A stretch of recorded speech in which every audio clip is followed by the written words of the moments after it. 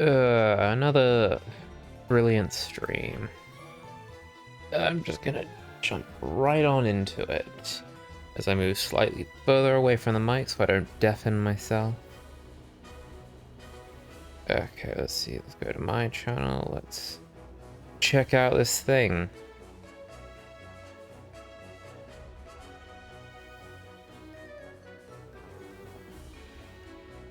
Okay.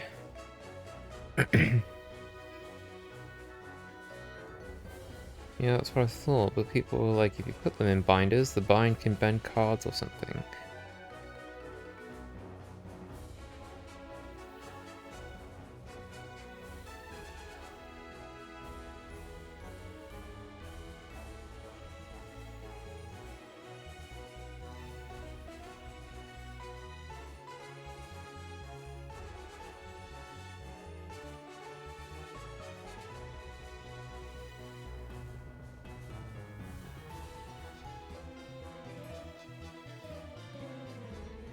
Actually...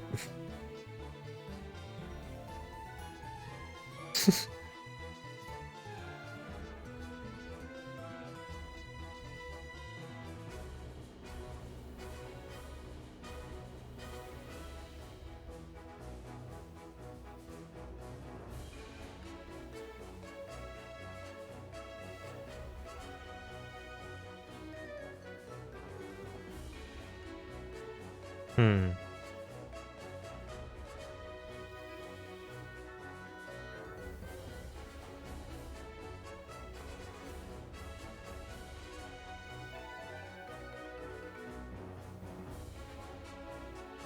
Let's see, let's... What was I doing last? Let's see, what feels like a week ago when I last played this on stream, I was looking for a Dawnstone... Fuck. Just in the underground. Because I wanted to evolve my Curlier. Because, hey, there's a Curlier.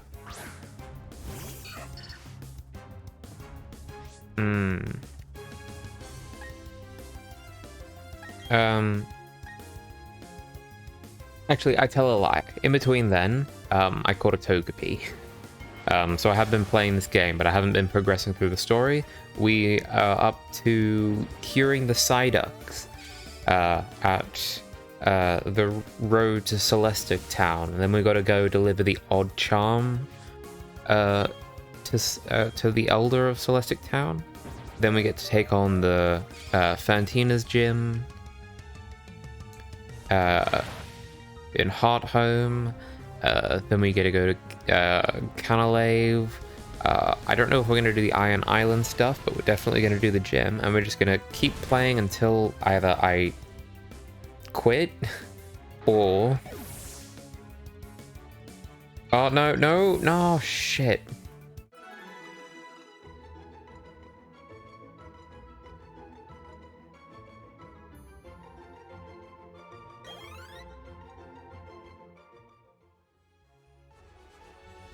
No, you... Oh, I hate this. Hang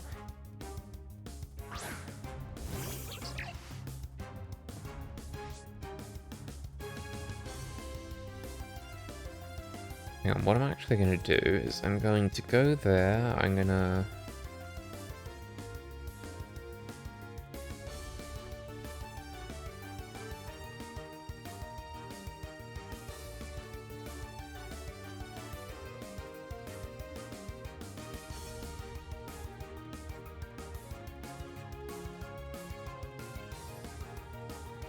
Oh, I hate being distracted by messages at the start.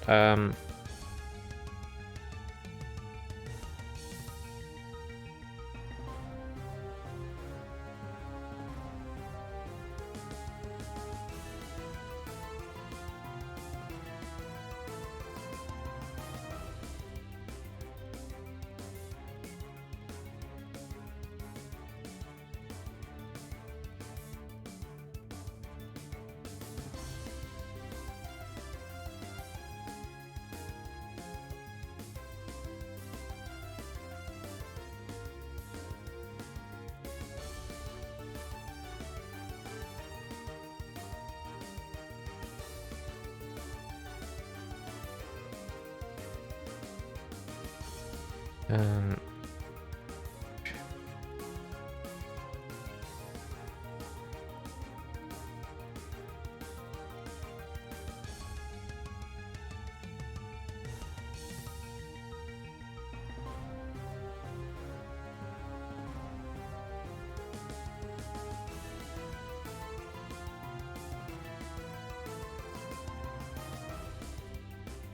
um,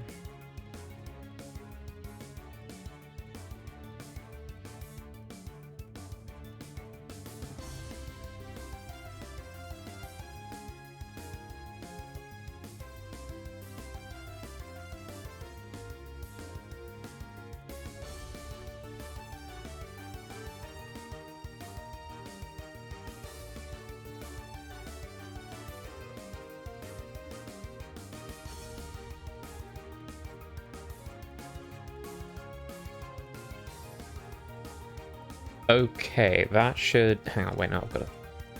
Nope, wrong one. There, game capture. Battle. Nope, we're not going to battle. We're going to run away like cowards. We're going to go... we're going to heal up Togepi. This is really not good. Like, I'm trying to fucking evolve Togepi. I really don't want it to keep fainting. Because I think... The way it works is like... It'll gain happiness, just passively. But every time it faints, it reduces it by like 10 points. Let's get out of here. Let's go up. Yeah.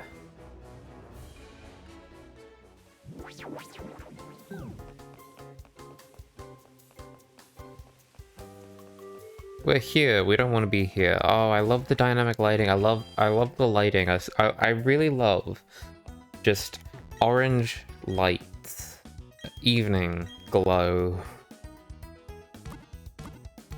Super atmospheric. All this game needs is like night themes. I'm gonna be really embarrassed to learn. It has night themes, you dimwit. Oh, look at you. Oh, look. But like, it's this lovely glow. It's, oh, so good. Sugoi.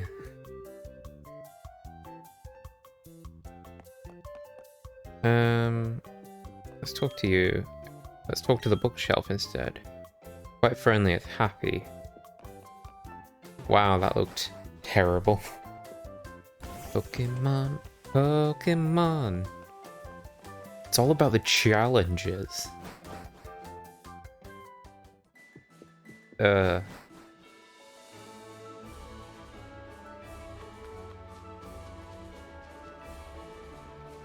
You know, I'm really looking forward to seeing how far we get in this. Just today. Togepi notorious for not being able to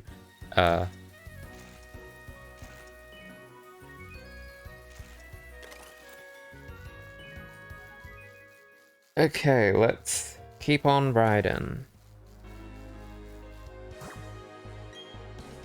Oh, we're doing the Psyducks. I remember this being like my favorite part of the original games. Be like, he's a secret medicine. I like how one walks off in a completely random direction.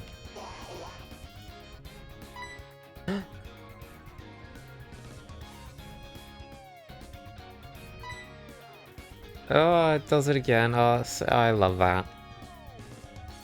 Of course, I love it when they were they were sprites, but this is pretty damn cute too.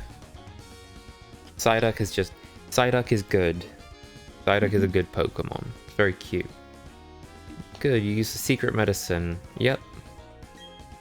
Kind of makes me think that if you're going to show up the second I use it, you could have used it. I was going to say Psyduck is an underrated Pokemon, and then I remembered how often people say Golduck isn't that useful. I like Golduck. Yeah. It's like, I've actually recognized I really like water Pokemon. Like, I didn't think I had a specialized type, but I think it's the surf thing. I'm like, I like Golduck. I like, Blastoise, Lapras. I'm like, I would have a whole water team if it wasn't easily dead to electric. That's... yeah. Well, you can use water ground, like Gastrodon. That's immune Yeah. to... I find all my favorite ones are pure water. And maybe that's just because, I like the first two generations. Like, just be like Poliwrath. Lapras, Yeah. Vaporeon. Yeah, I did I did the, pick your favorite Pokemon test. Oh, that one where they have the drop-down box of, like, all the Pokemon, and you gotta pick them, and then it'll come up with this sort of graphic with them. Yeah. I love doing those. Maybe I should do one on stream one day. I reckon you should, yeah. Because I found it really challenging, because I got to a point where I was like, oh, I didn't realize I liked Vaporeon this much. Because it just kept being like, oh yeah, you got all the EV forms, and I was clicking through them, and then I was like, where'd the other two go? I just kept clicking Vaporeon whenever it came up to evolutions. And I never would have picked, I would have thought Flareon was my favorite. Just because I used to really like Fire type.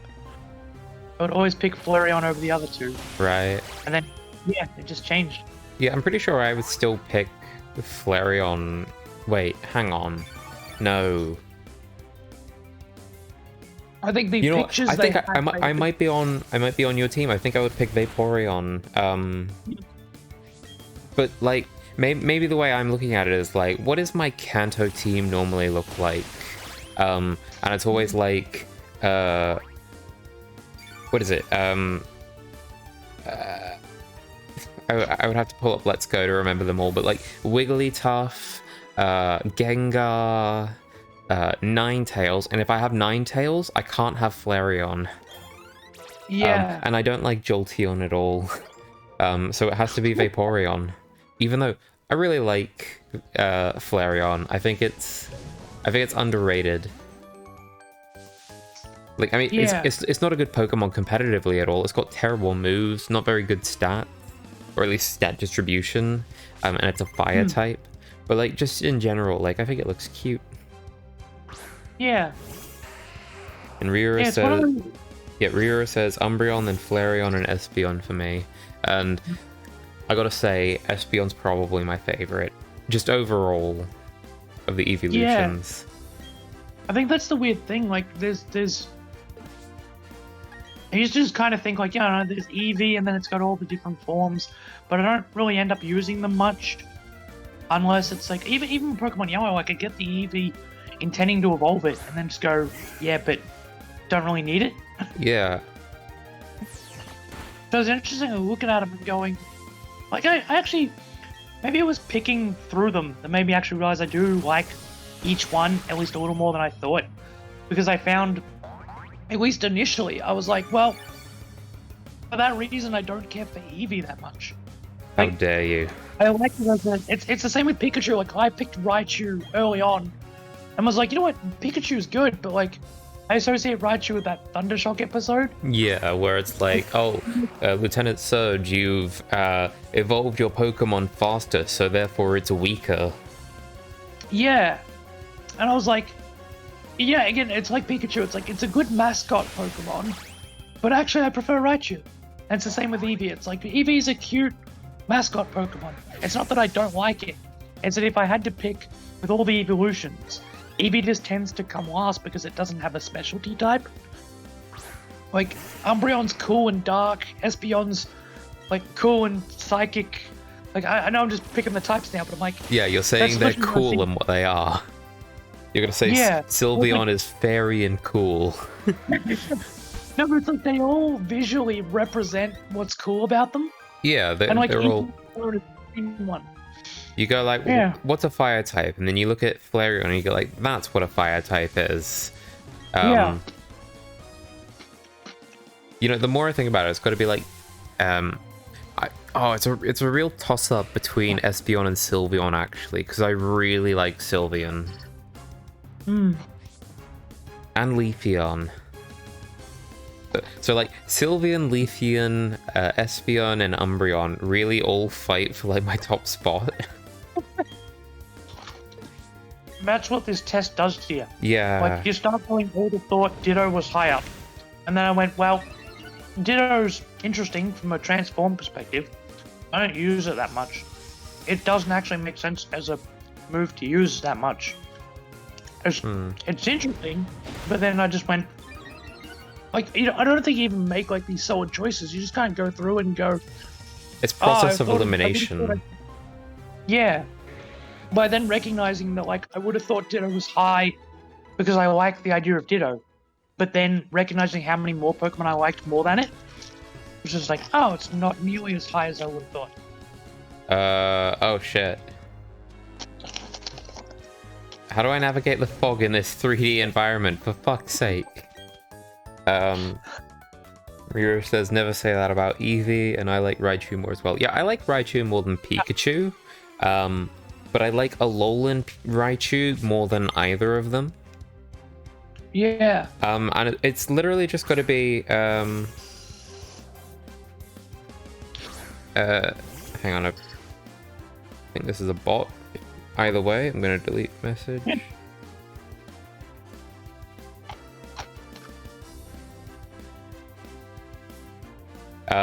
What was I saying? It's got to be in like in the pre-release for Sun and Moon, and even in like I think Pokédex entries, they go like, no one knows why Alolan Raichu looks like this, why it's so round and cute looking, and why it's psychic, but it's probably got something to do with the fact that it eats a lot of pancakes.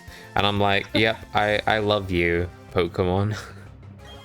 this Raichu, you're special. I love it. That's what I love about Pokemon, is everything has its own little... Like, that will actually change my perception on Alolan Raichu. Like, I don't necessarily have a preference there. But I didn't know that, and now that I do know that, Alolan Raichu is going to go up. It's like, Yeah. I played my first Nuzlocke, and then obviously realized I didn't want to delete Pokemon in my main game. I'll do it on, like, the online ones, where you're basically resetting anyway.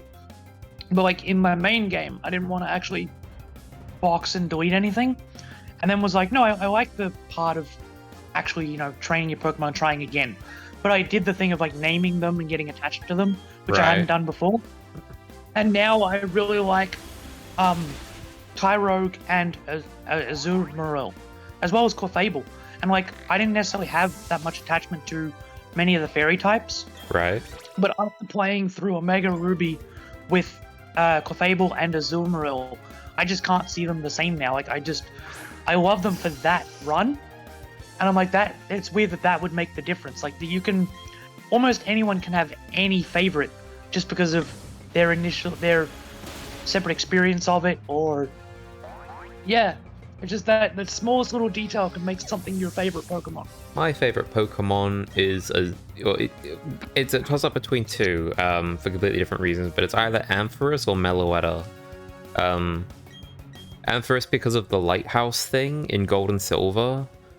It is like, oh, you go on this this journey to find the medicine to heal the Ampharos, and I'm like, oh, that's cool. Yeah. I like this Pokemon a lot.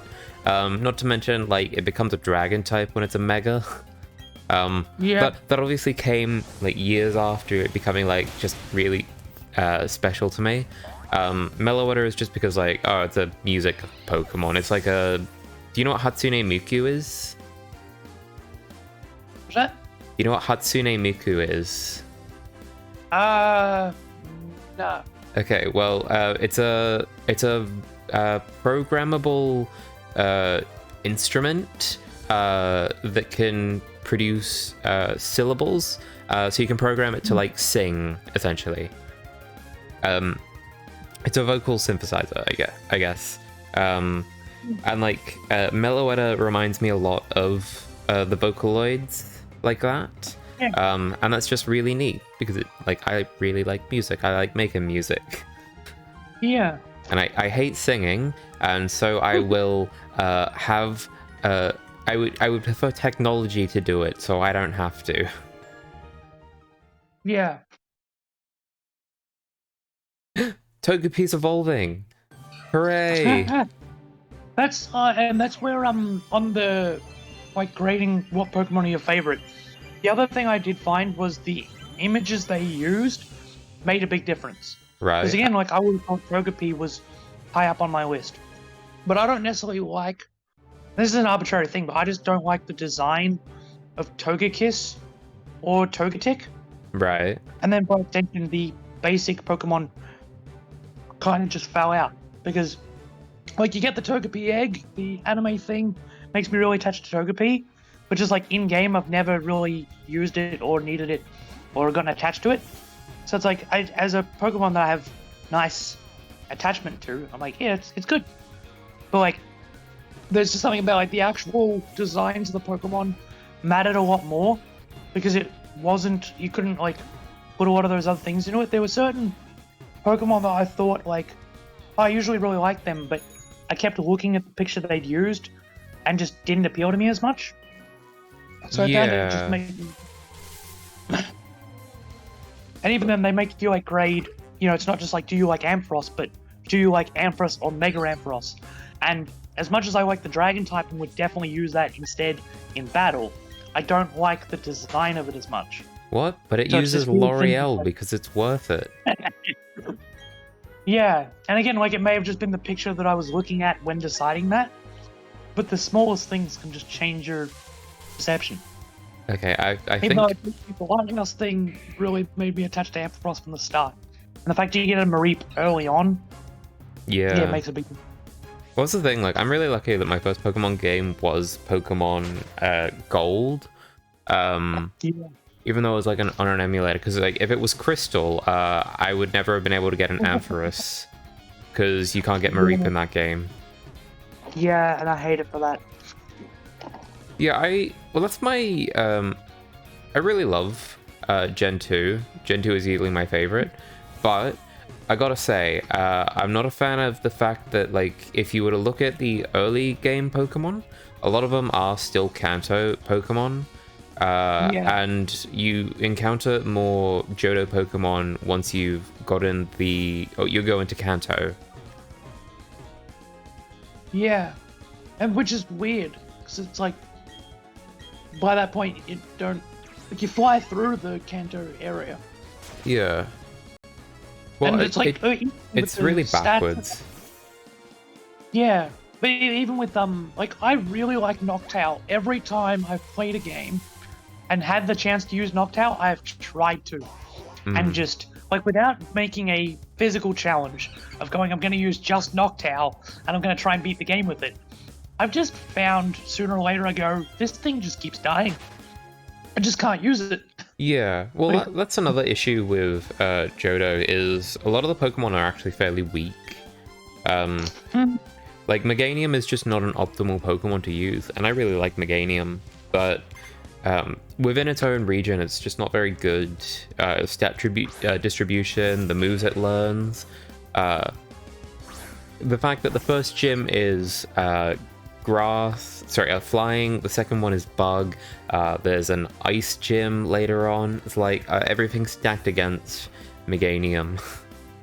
Yeah. And that same thing just applies to so many Pokemon in Johto. It's like Ariados, nah, it's not gonna cut it. It is funny with that run though, because like I used to use Cyndaquil every time and be like, Cyndaquil's really good. It's it's fire Pokemon, fire's power. And then I get to Miltank and go, oh no, what happened here? And then like only a year or two ago, I learned that Croconaw and Fury Cutter can just take the Miltank down, and was like, oh, so all that time I was using the fire Pokemon because I just thought, burn it with fire, and just like it turned out the other starter was good. But don't you remember that quote from Karen in the Elite Four? Weak Pokemon, strong Pokemon. That doesn't matter. All that matters is that you use Pokemon that you like. And that's where it's super weird that I agree with the Meganium thing and also didn't really care for Meganium's design.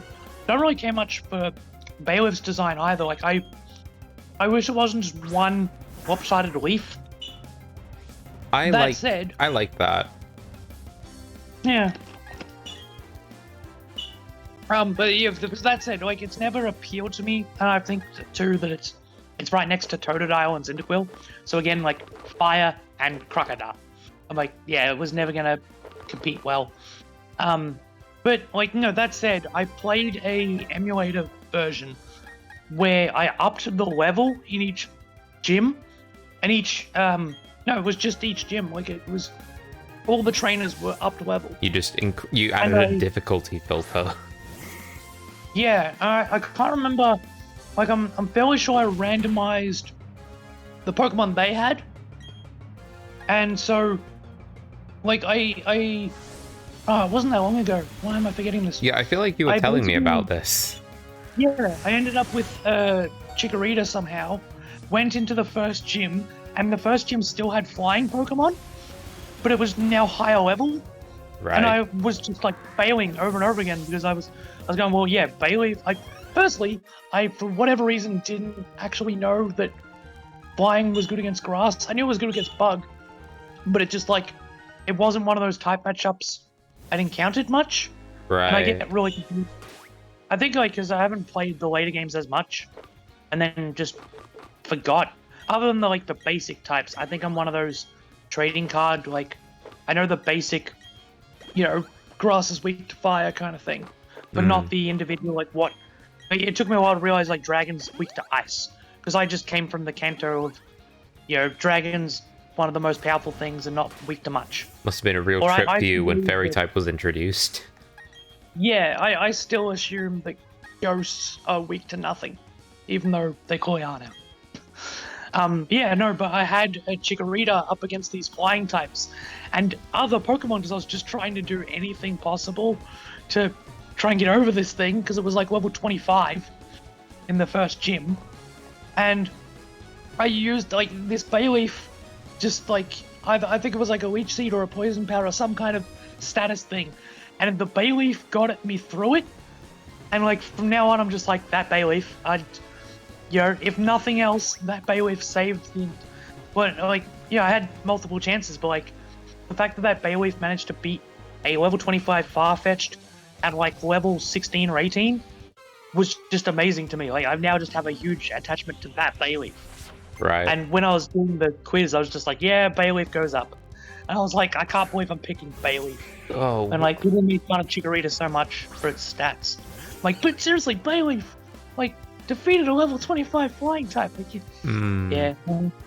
Oh yeah, and then I got to the second gym where they had a randomized Rhyhorn at level like 40 or 50. Ah. I might be exaggerating. It might have been 30, but I remember That's my Bayleaf was a Razor Leaf, got straight through it, like beat it on my first attempt, and I was like, man, this Bayleaf's about to like win the entire. Just. Yeah. If everything remains this lucky. Well, that's the thing. I haven't got up to the Miltank yet. Like this was before all the migraines kicked in, so I'm really waiting to play it again and see what Whitney has. Right. Because it's all upper level and all randomized. So if she happens to still have a Miltank, oh. I mean, that'd be really funny. All randomized, but they've just basically sustained some things. I'm really tempted to just Google a map of this foggy area in Diamond and Pearl, because, like, I don't know where I am, and I'm not sure. I'm not sure if I'm actually going to be able to make it to the next town. Like, it's not even like in the original you could. Hang on. Where you can sort of see, like, I can't see shit. But I'm just like, oh, okay, now I can see the top of something. I was like, I'm just walking around until I hear the bumping into wall sound. I was like, well, if I hear that, I'll just move on to the next tile and keep moving until I stop hearing that. But like, wow, this is dreadful. Not like like. Obviously, the fog was never meant to be like super easy to navigate, but like this is like, oh, huh. I can't make out anything.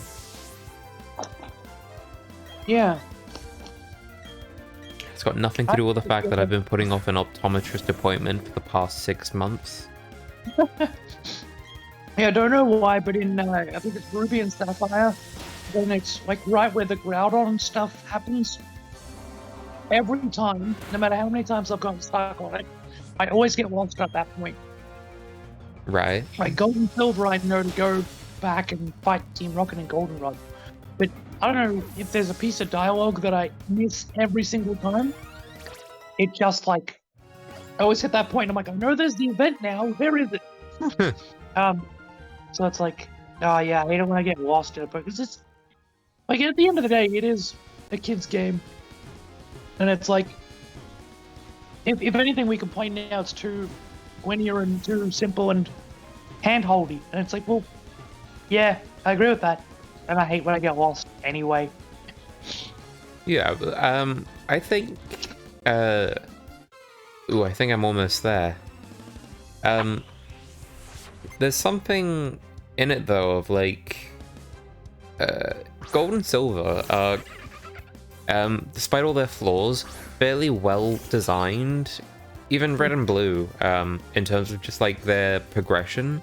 Because when you reach a certain point, it becomes non-linear, and you can do, one of, like, 3 different gyms in any order. Yeah. And that's really good. Whereas now it's just like, here's your path, now you stick to it or you fucking die.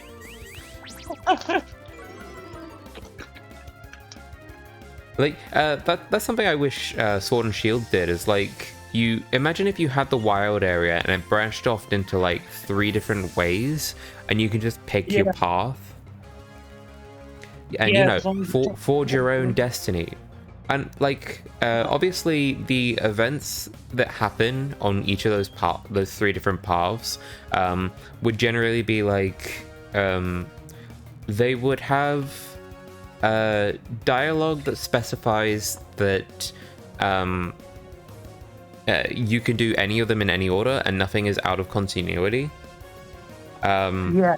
Because, like, you wouldn't want players locked into, like, they go here, but they're discussing something that's already happened there. Like, you'd have to hire an actual writer. But, like... Yeah, but that'd be interesting. Like, have a wild area in the center. And then, like, 3 towns that add up to something. So it's like you get the 3 clues of stuff, and then put it together for the 4th town. Yeah, because, like, they did... that, like, you go to the first town, there's no gym, but you go like, oh, we need to go to the wild area to get to the first town that has a gym.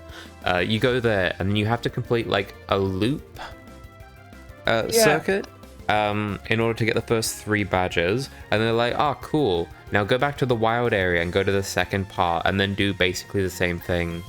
And that's fine, but it really isn't. Yeah, but this is why I can't believe Pokemon hasn't implemented some kind of scaling. Because it really is like, this is where Gold and Silver fall down as well.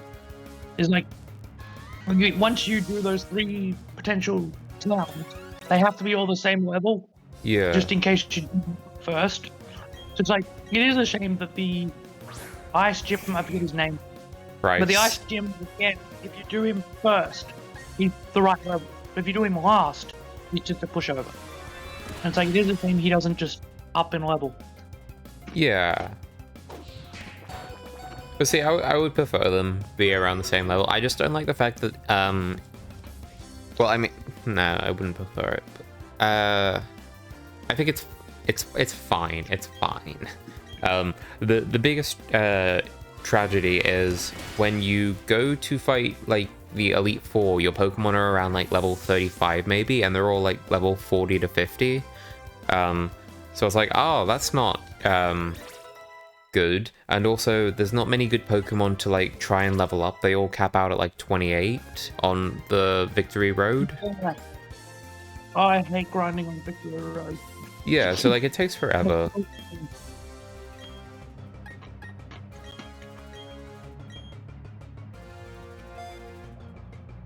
That said, I'm pretty much still like a Gen 1 noob, but I'll still play the old games and need full restores, and I'm certainly not at the level of, the YouTubers who are like, beat the game with a Caterpie.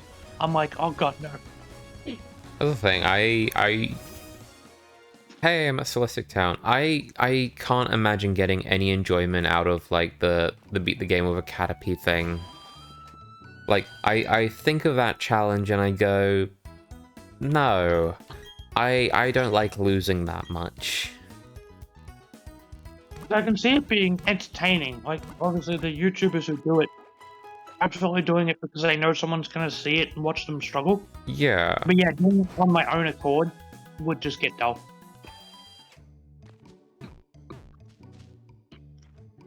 That's the thing, I'd want to evolve it and I would want more Pokemon. It's like, even though basically I'm trying to build my Platinum team in this, and that should be like familiar and really boring, and this is meant to be like a new experience. I should be trying new Pokemon.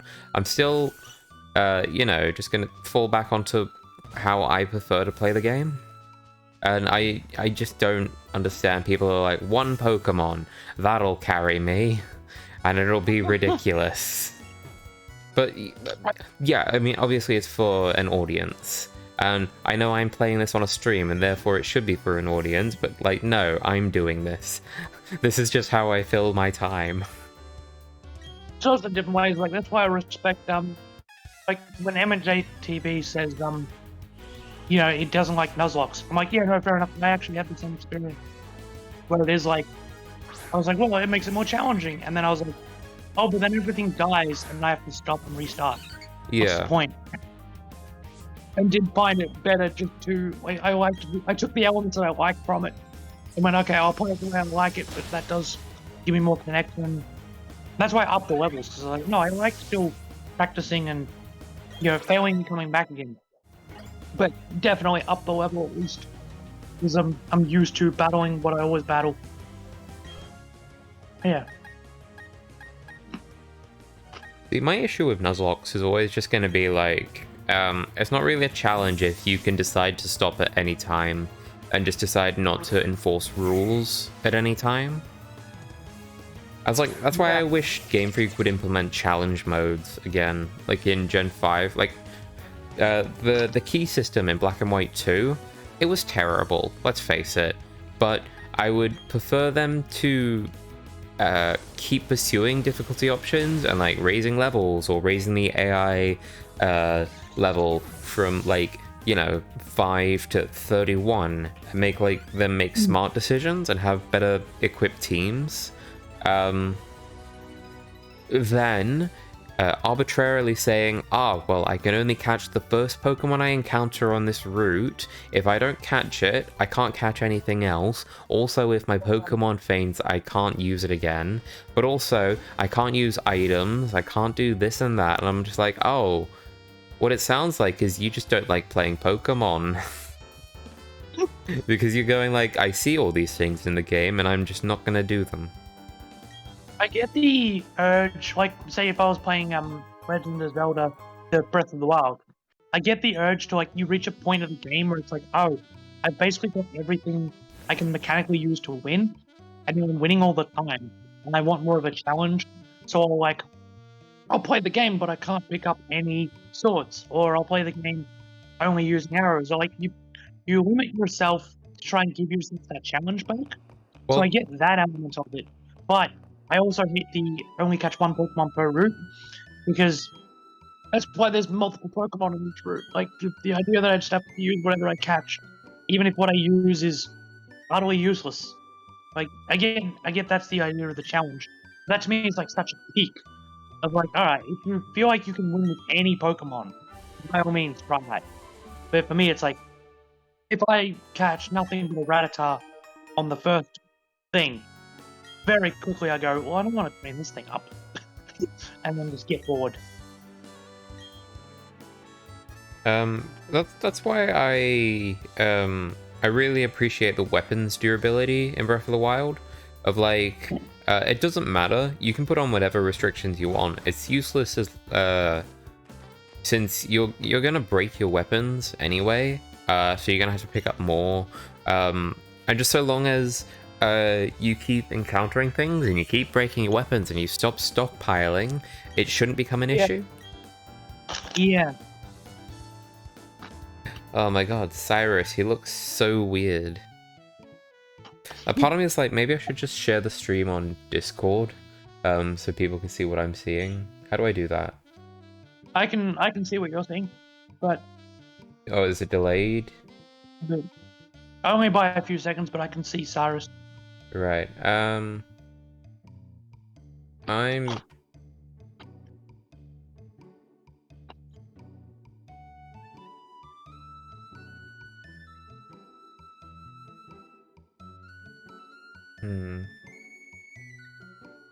The thing with it's interesting the controversy about the Triby thing, because like I agree with was it no Birdkeeper Toby who said like they actually liked the chibi thing. I The like whole it. game should have been that. Yeah, I agree. Like I'm not entirely sure. For me, it's more of a one way or the other. Like I don't actually mind the chibi thing, but I agree that then the trainers being full size after that is a weird disconnect. Yeah, I really don't like that. But the way I would change it is I wouldn't do 3D models in the battles for the trainers. Do you remember how X and Y did it? And I've said this literally on every stream that I've been playing this fucking game, but like in X and Y, when you start a battle with a trainer, instead of like a 3D model, it'll be like the official art of them on like an animated background, and then they just won't appear in the actual battle scene. It's just the Pokemon. And that's a way around the awkward models because they just look like shit. Yeah, and the fact they keep disappearing. Like I feel like that's going to be the tree doesn't look right thing. Like they just That's the thing. disappear for a few times. Based on what I've seen on Twitter of this game, because like I'm still not that far in, to be honest. Because like I think as I've said, like I've only been playing it on stream, and so I've not been able to get very far because, for once, I'm not rushing through a game, a Pokemon game at least. But from what I've seen on Twitter, it's just like this might be the most buggy Pokemon game ever, because like you get the you'll walk under a bridge or whatever, and then you'll walk under a specific square, and then you'll end up on top of the bridge. Just as an example, there's like all of those weird oddities.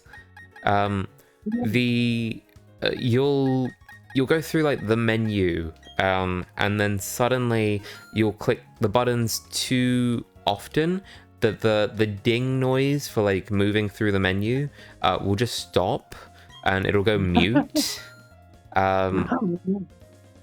It's just there's all these weird bugs that like, wow, I can't believe we complained about like the texture of a tree. Yeah. How did we get here? And obviously how we got here is the game isn't directly developed by Game Freak. They've outsourced it to Ilka. And even then, Ilka have been outsourcing a lot of the work to, according to the credits, it's like 23 different companies worked on this game. Yeah. So it's like not one coherent vision. No, I'm sure it's one coherent vision. It's just like so many studios have had to interpret that vision. Yeah. Wow, I'm up to the 5th gym and I've got to answer math questions. I'm fucked. What is 3 plus 5 plus 7? That's 15. Yeah.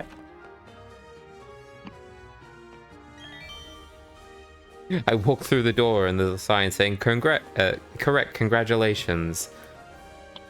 Kind of figure that by the fact that I've, made it into the next room. Yeah. What's 28 plus 12? That's 40. 40.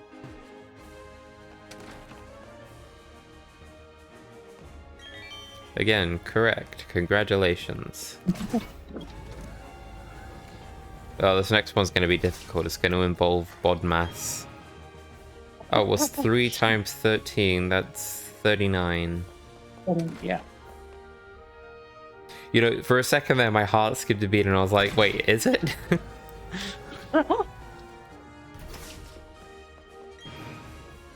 What's the first room's answer? That was Oh, God. 15. Hooray! I made it to the gym leader. And she is very French. This is where I put it, because I think, remember, I sold my Pearl game to you. It's like, Oh right, yeah, you did. I'm such a shameful Gen 1er. Like, I loved Pokemon Yellow. I loved Gold and Silver even more. I was then disappointed that Ruby and Sapphire couldn't connect to Gold and Silver.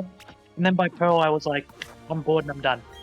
When people told me Platinum was great, and And it Black was? and White 2 was great, and I jumped back in on X and Y because they had Canton Pokemon again.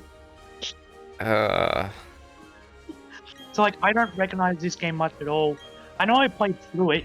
Like, I know I did the whole, find each Pokemon at least once to complete the scene. Yeah, the decks. regional decks, yeah. The Driftwood thing. But that's about it. I really get the sense from this game, and I thought this would happen. A lot of people wanted a Platinum remake. And now it's kind of like, oh yeah, Diamond and Pearl weren't as good. Yeah. I'm in that camp of like, I would have preferred it if it was just one game and it was Platinum. And I really hope the Legends of Arceus, Pokemon Legends Arceus sets a precedent of like, they're not doing 2 games now, and it's just one. See, I wonder, like, as far as Arceus goes, it just reminds me of, like, Pokemon Colosseum or XD. I hope not. I hated those.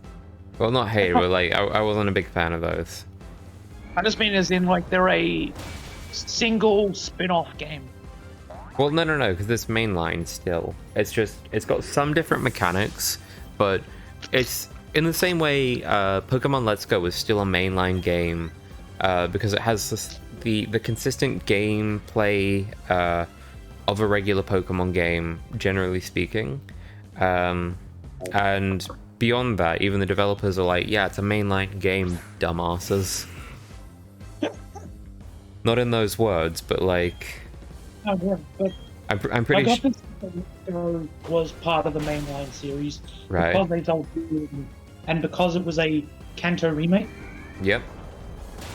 Whereas, like, yeah, Arceus does to me feel like... Like, yeah, it might be part of canon or whatever you call it, but...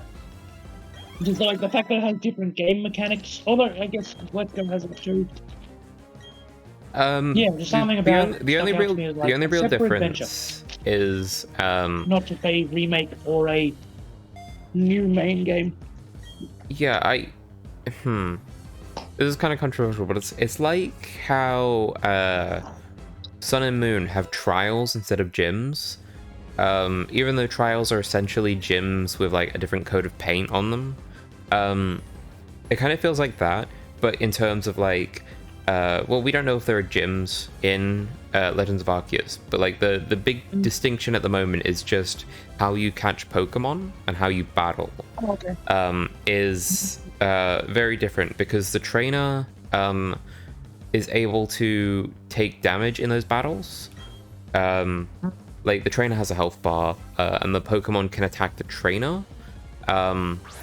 But also moves seem to be, it seems to be like a hybrid of turn-based but real-time combat. I like, those are the biggest those are the biggest distinctions that I can absolutely understand people going like, oh, but hang on, does that make it a spin-off? But ultimately it's just like the developers are saying it's a mainline game. It's like it's the first major release of the studio in like a year, or since Sword and Shield, like because the Diamond and Pearl remakes were handed off to another developer. But, like, this is like the next thing that they're developing, so it was like, yeah, that's mainline. Yeah. Alright. Yeah, because it is from, in my mind, like the sell two halves of one game is such a common marketing thing, but it just, like, yeah, if they sell any one singular thing, I'm like, oh, this mustn't be the 2 years, 2 games thing. So it's like, Let's Go still fit that, just because there were 2 games. It's weird. And that's the thing. I really love that they made Eevee a choice of the starter. But I will still happily criticize the fuck out of Let's Go. Yeah, I think again because I think Eevee, remembering Pokemon Yellow, Eevee Was was your rival's Gary's. Pokemon? Yep. That makes perfect sense to me. I'm like, yeah, they was the other starter.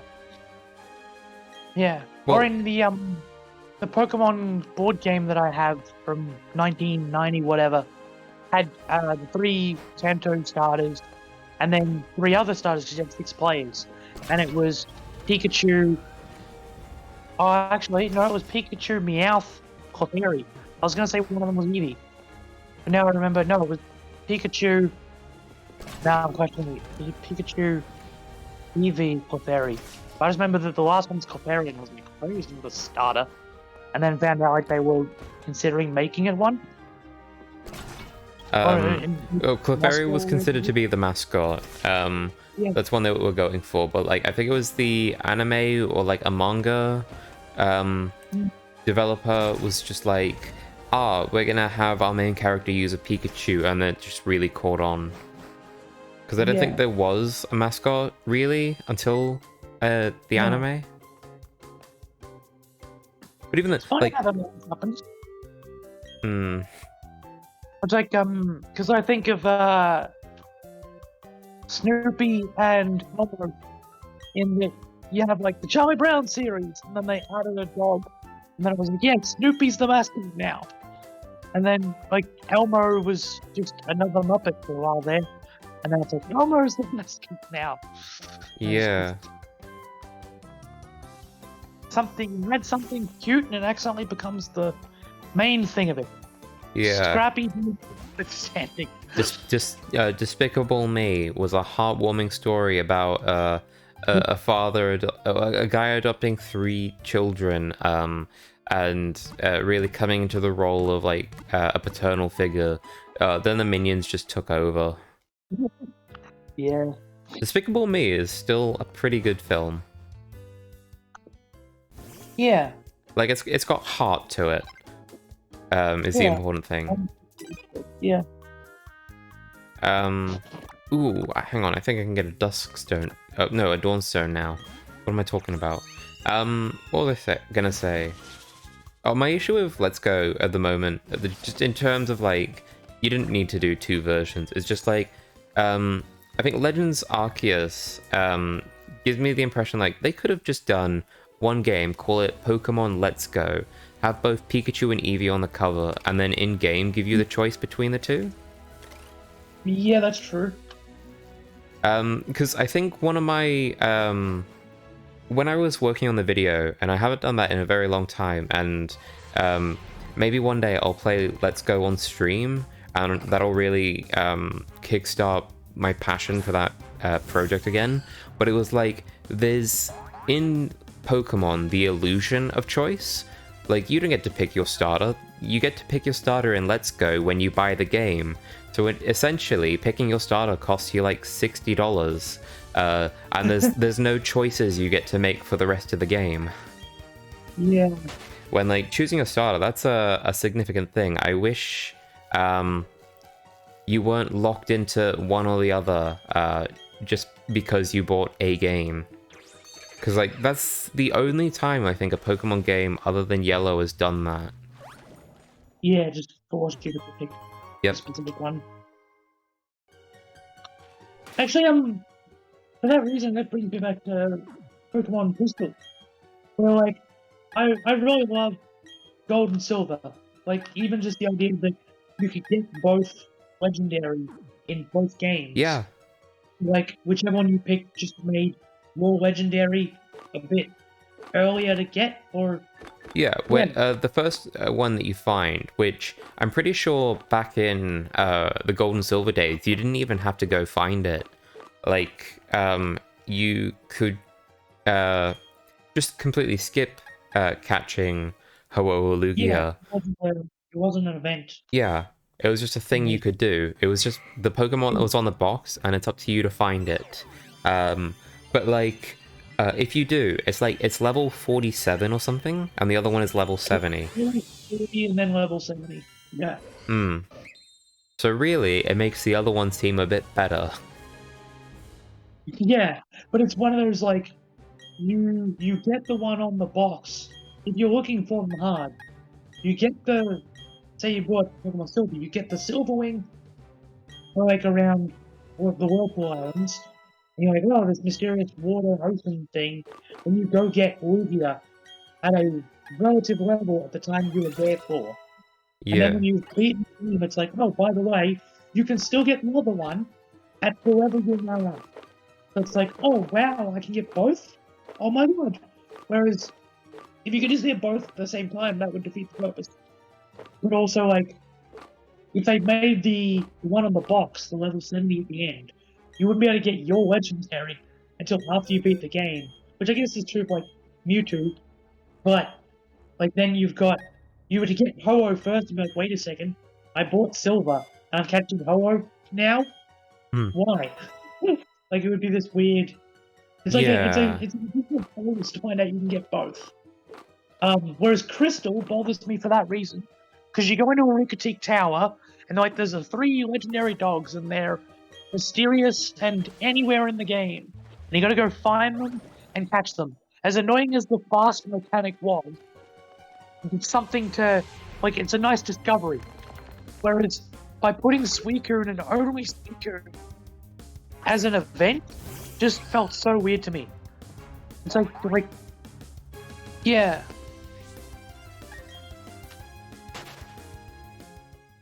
Hmm. It's like if you if you made Pokemon Yellow and put Mewtwo on the front, it's like fair enough, he's the main legendary after all your main ones. With the 3 starters on your box. That kind of thing. Ooh. Whereas like Pokemon Red had Moltres on it and Pokemon Blue had Squirtle. I'd be like, why is that legendary on the cover? There are 2 more One of them. of these things is not like the other. Yeah. That's the thing. On that note, I feel like, just sort of thinking back, like if you were to only make one version of each game, just put the mythical Pokemon on the box then. Yeah. I was like, you don't need. Well, hang on. First of all, the games would be completely redesigned to be like, let's not have 2 different versions of like the legendary or whatever. Maybe we wouldn't have ever gotten Dialga and Palkia, but we would have gotten Giratina or something. Yeah. But Well, like, that's where I suppose the board games make sense for that. Is like it because I was thinking not necessarily Mew on the cover. Now that I think about it, but at least like the first Pokemon games were the Pokemon starters. yeah, Pokemon Yellow for the anime, which made sense at the time. Gold and Silver made sense because you got 2 different legendaries in the game, but not like you can't go catch Celebi afterwards. So they are just like the main legendaries of the game. So that was kind of experimenting with that. I suppose putting Suicune on the cover was like, hey, let's make one of the legendaries an actual event for the game. And that's how we got Ruby and Sapphire and Emerald. But it's just such a weird Pokemon to make the main event. I would have liked if Crystal was Celebi for that reason. But that's where it's like most of them make sense because they are the key legendary of their game. It just doesn't make sense when you've got 3 of the side legendaries, like the 3 birds or the 3 dogs, yeah. and you pick one of them and put it on the cover. Like it's like you ran out of legendaries at that point. That is absolutely what happened in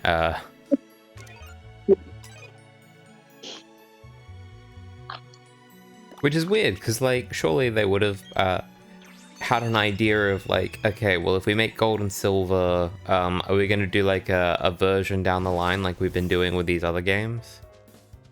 Yeah, and that's where I think they also got now I really think about it, that's where they got stuck. Because Pikachu, they could go, oh, it's our main mascot. We don't have any more starters unless they just made Pokemon Green. So they're like, what else do? We could make Pokemon Mewtwo, but you don't get him till the end of the game. Like, Yeah. what's the main thing of this? Well, Which I guess when they went, it's fine. But Pikachu makes sense And then I thought, why couldn't they do Pokemon like Togepi? Because that was another anime main central Pokemon from Johto. And then I'm like, you got Ho-Oh, Lugia, Togepi. Like, yeah, they're kind of stuck. Hang on, I'm a little bit distracted a second. Nope, I had a thought while you were talking and I've completely lost it. Yeah, for that reason, I really wish they'd done Celebi as like a UX Forest event. Like, Yeah, and they added that into the Crystal version on the 3DS. Did they? Yeah, like when you Oh. beat the Pokemon League, or I think it's like you complete, or I think it's you complete the Pokemon League. I hope it's not you complete the national deck, because that'd be terrible. But like, there's like an activation condition of like you do something, you go to, I think it's the Goldenrod or the Azalea Town Poke Center, and you talk to someone. Then you go to the Elex Shrine, and you can catch a Celebi. So like, yeah, they added the Celebi thing into Crystal. Yeah, I mean, I knew they'd added like things into Heart, right? So I thought that had happened there. I remember them mentioning something about Celebi. Yeah, I don't know. Oh, Yeah, it but reminds me. Yeah, the PS Ball. I think that kind of Yeah. reveals, though, that it's completely fucking arbitrary whenever they decide to do stuff with a mythical Pokemon. Like, in the Sinnoh remakes, if you have save data for Sword and Shield, on your Switch, you can go to someone in Floroma Town, and they will give you a level 5 Jirachi. And if you have save data for Pokemon Let's Go, you can talk to the person standing next to them, and they will give you a Mew level 5. Yeah. Yeah, I really appreciate that they're in the game. Yeah, but As opposed to, I remember the only reason I got Celebi initially was I just happened to be at the shops at a time when they were giving it out as an event prize. Just like giving out the code for anyone who wanted it. yeah. Right shop at the right time. I didn't even know about it. I was just there. And I'm like, that was the only way to get it. Like, I was lucky, but it's like, you didn't even put the I really hate that I don't put the mythical Pokemon in the game. Like, make it really hard to find. Put it in there somehow. Well, no, I would do it like post-game story content. Like, Yeah. In order to get Darkrai and in order to get Shaman, you need like a member card and Oak's letter to unlock certain areas. But I would just have them be like, in the post game, you talk to Professor Oak in Eterna City, and he gives you a letter that explains go to this place and you unlock Shaman, or someone delivers you mail, and there's no one that tells you about these things, by the way. But like, someone delivers mail to your house and it has the member card, and you go to the hotel in Canalave City, and you're able to unlock the Darkrai area. Stuff like that would be really cool, rather than locking this stuff to event items. Yeah.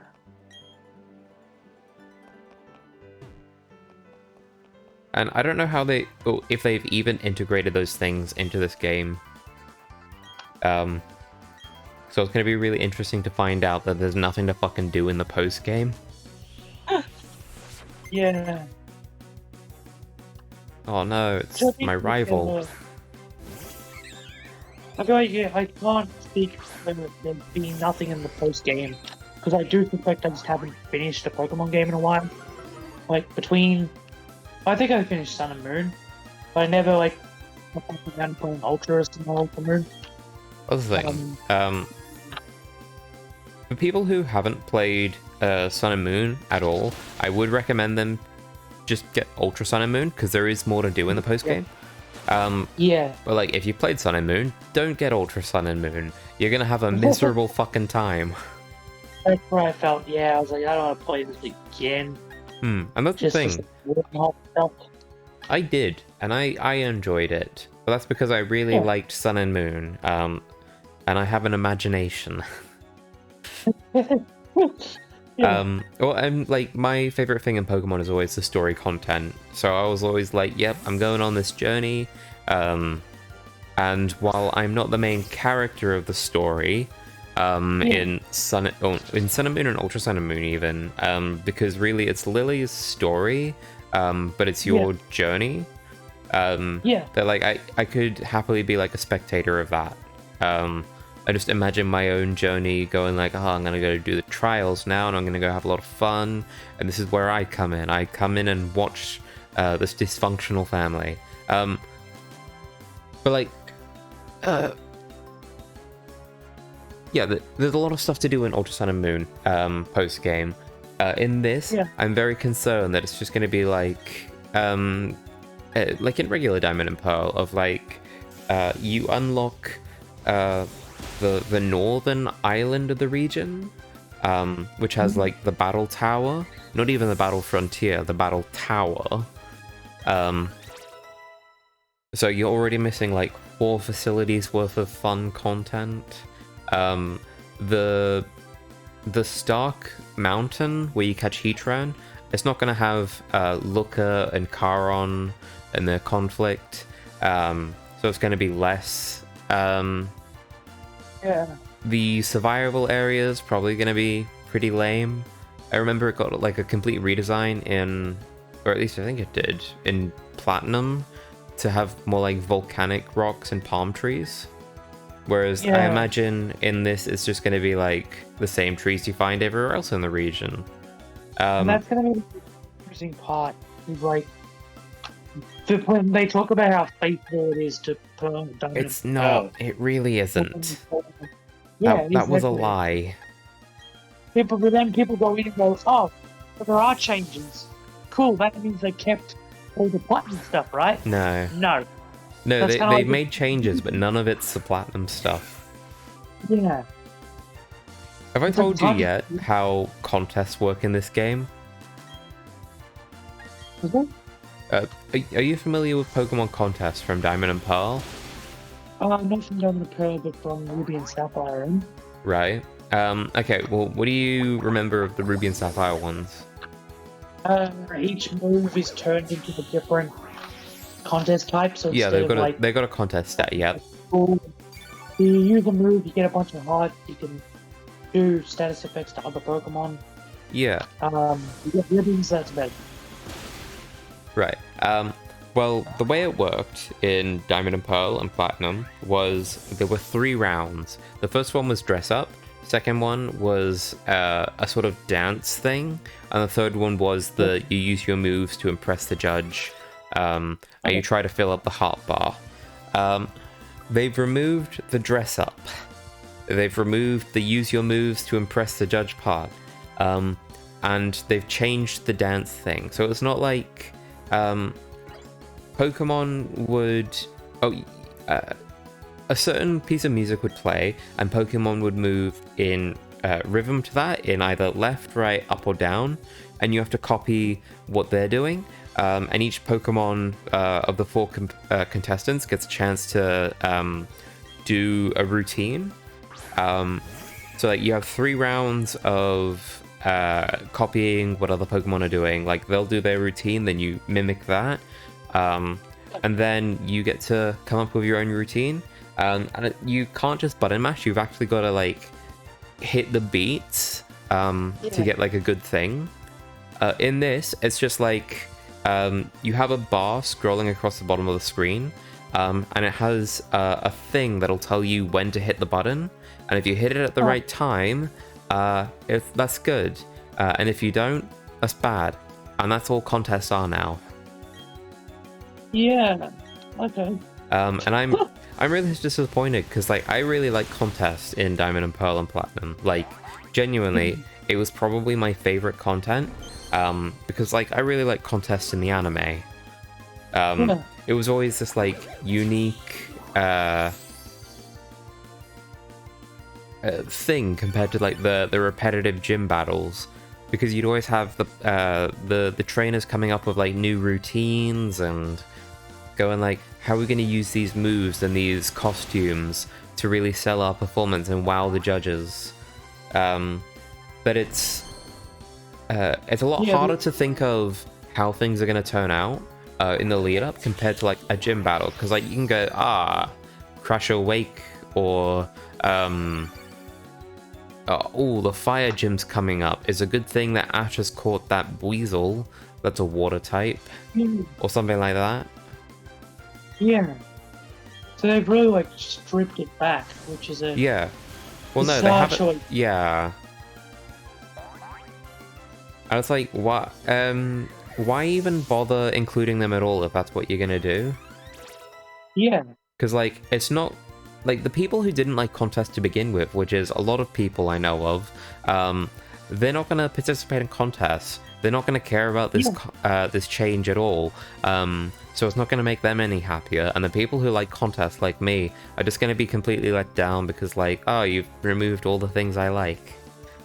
And that's the weirdest thing about, like, if you're doing a remake and you're saying, oh, it's going to be super faithful, and then as you're doing the remake, you go, oh, no one liked that part, scrap it. It's like, well, how do you decide where that is? Because, like, what a weird company decision to cut anything in a game that's meant to be faithful. And then even if it wasn't, it's like, what's the point of a remake if you're not just going to add things? Like, it's like the Kingdom Hearts Final Cut versions, like in reverse, because we think that does it really well, in that they take the initial games, fix up what people have problems with, and then add extra content on top of that. Yeah. And basically a remake, like upgraded version. Basically what Platinum does to Diamond and Pearl. So it's bizarre to then take what people love about Platinum and go, no, we're gonna remake Diamond and Pearl. Oh, you're gonna remake Diamond and Pearl and improve it? No, we're gonna make Diamond and Pearl and cut that. Oh, well then you're gonna change some, you're gonna cut it and then change some stuff. No, we're just gonna cut some stuff, but don't worry, it's gonna be totally cool. If you want faithful, you gotta make it the same. If you want faithful, but not just the same game as before, like the game you love revive and enhance, then you need to add stuff the way Heart Gold and Soul Silver did. Like they remade what we loved, and then if I remember correctly, added in the things that like were cut from the first game and we didn't have time. Yeah, because like in the original games, when you go to the Kanto region, like a lot of the towns are pretty faithful. I think I imagine they just copied the map data across, but the routes and stuff, they were severely changed. A really good example is there is no Viridian Forest in Gold and Silver. Like it's just a tunnel thing that you walk through. So like it's the original game and then some. Whereas this is like, don't get me wrong, like I can sit here and complain about basically every Pokemon game, but like I am enjoying my time playing this. It's just my brain is going like, yeah, but there's this other game that did this better. Yeah, and I think I figured what was going to happen with Diamond and Pearl. Yeah. People wanted to remake for so long. We had Heart Gold and Soul Silver, which were as far as I can tell, the best remakes. If not the best games. Like, it's really a toss-up between them and Black and White 2. And I sort of go back and forth, depending on what day of the week it is. Yeah, well, see, as someone who has played Black and White, or, like, I've played Omega Ruby and Alpha Sapphire, but what I really love about them is that with X and Y, as far as I know, you're able to catch almost every Pokemon. Like, that's the closest I've ever come to being able to catch everything. So I love Omega Ruby and Alpha Sapphire for that alone. I don't think I have problems with like why didn't they add Emerald. But like again, I played Ruby and Sapphire and then kind of gave up. So I didn't play Emerald, but I did then attempt Pokemon Pearl. Right. So I'm in this week of like, I didn't have as many problems because as far as I was concerned, they remade Ruby and Sapphire. But with the addition that I could actually catch them all, which is my initial problem with Ruby and Sapphire, is you couldn't link to Gold and Silver, and I never had the Fire Red and Leaf Green. Like, in hindsight, you actually could still do the catch 'em all thing, Yeah. but you play Ruby and Sapphire, I was like, why have they cut me off from my favorite game? Whereas Omega Ruby and Alpha Sapphire I hadn't really done. Yeah. So And it wasn't. I was like, people really want Diamond and Pearl to live up to Omega Ruby, if not Heart, Gold, and Soul Silver. And I just feel like by the third attempt, it's not going to happen. It's just that people are gonna have not that too high expectations, but like something's just gonna get cut, something's gonna get missed. I knew the Battlefront team was already on the big problem with Ruby and Sapphire. So as soon as they cut that here, I was like, here we go. Yeah. Like, I figured people would enjoy it, but it's the same as like with Pokemon Sword and Shield or yeah. Pokemon Go. Like, they're fun, but they're gonna be a letdown because we've Yeah. It's like had once you get out of that initial high, it's like, what's left? Yeah. But I feel like that's also why I haven't really like I've played almost every base game except for Black and White. But it's just What that a thing of travesty. I keep playing the base games and then going, where's the extra content? And then by Yeah. the time the extra content comes out, I'm like, I got bored. Like, I feel like I can only play them once. Except for, like, say, Hardcore and that I keep coming back to. Because you've got the whole second generation as post-game. Like, I can't get over them to the point where I'm like, oh, Sword and Shield, you go through the game once. That's nice.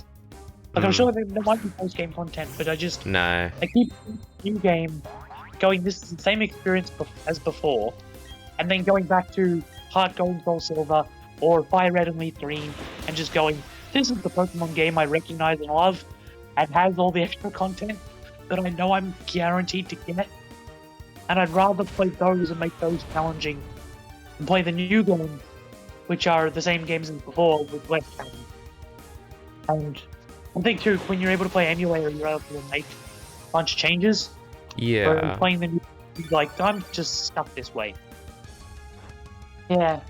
I don't know, there's been something lackluster about every new game I've played. Even though I keep trying to play them.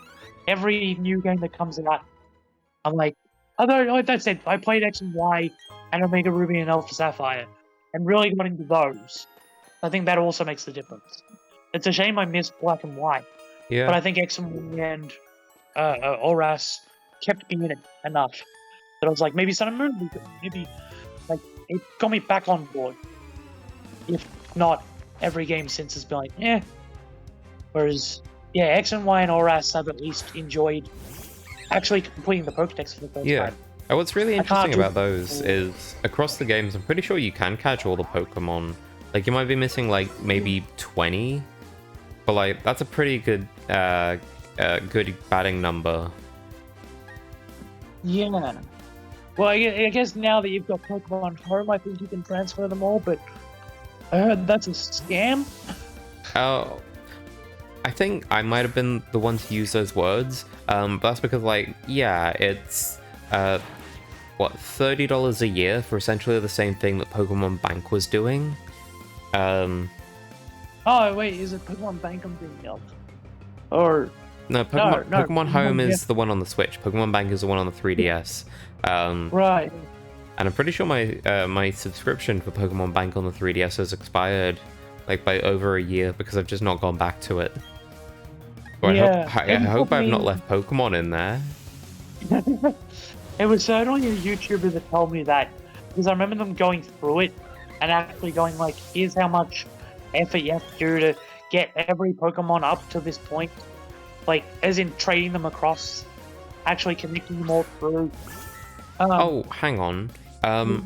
Then it was not off the thing again. So like they're all stuck there, and then you're paying for ransom because you need to keep them all in your Yeah. Pokemon home.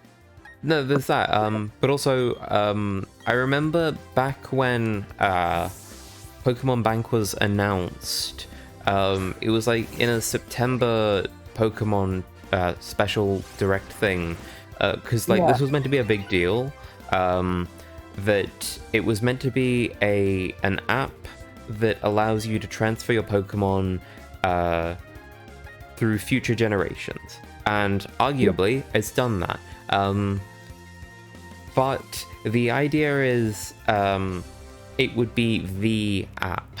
It would be the thing.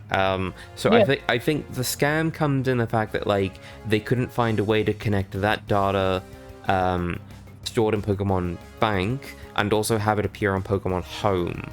That like it could have been the same app just on 2 different devices. Because now it's like, oh well, Pokemon Bank, wow, that was a waste of time, wasn't it? And just watch, when we get a new system, we're gonna have to get a brand new app with an entirely new interface. We're gonna have to transfer all the way out to that. We're gonna have to have 2 subscriptions basically at the same time in order to transfer things. But you can always take them back off, because I think the problem was as that once you transfer them into home, they're stuck there. Oh yeah, and that's sort of true with transferring things from Gen 5 into Pokemon Bank. Same with like Pal Park to the Gen 4 games. It's like, these are irreversible, and that's always been the case. Not that I'm saying it has to be. But it's like, I can understand that much, I just think it sucks. Yeah. Okay. I guess you can still transfer them into Sword and Shield, just nothing else. Yeah, as long as the data for those Pokemon exists in Sword and Shield. Oh, yeah. And that's the thing. That was the other. Yeah. Yeah. Because like there's like 600, I think, Pokemon data that exists in Sword and Shield. And that's the thing. When the Diamond and Pearl remakes came out, I assumed they were gonna patch in just the rest of the data into Sword and Shield. They're gonna be like, here's a free update. Have the rest of the Pokemon so you can transfer anything into Sword and Shield. Because, you know, it's been enough time, and the whole excuse of like, the models requiring more effort to make in 3D was proven to be a fucking lie. That like, you could hypothetically, you know, just reuse the models and the data you've already got that was already too high fidelity for the 3DS. I was like, I assumed wrongly that like and I don't know, maybe they could still do it, but like by the time the generation is over, I think it would be a complete mistake not to patch in all those Pokemon, so people who go back could at least still play those games and have whatever Pokemon they want. It's bringing it back to Pearl. Then that is actually the weirdest thing, is that the tree thing in Sword and Shield, I completely agree with in the sense that, you know, how come they don't have the instance? Like, what kind of game struggles with basic presentation? But it's why with this game, with the like, I know it's probably another nitpick, but with the people who randomly disappear, why, if it's a remake, they have less excuse for, we ran out of time. Like, I get Sword and Shield, you got 3 years, it's a new platform, maybe maybe the Switch was rushed and the game was rushed, who knows? Bunch of behind the scenes difficulties, had to do what you could, you know, cut some Pokemon, cut some assets, it's fine. But when it's a straight remake that's supposed to be faithful, like, I feel like I'm getting too, like, conspiracy. You know, what are you, a person who, well, it's more like I'm frustrated at it, despite the fact that I wasn't going to play it anyway.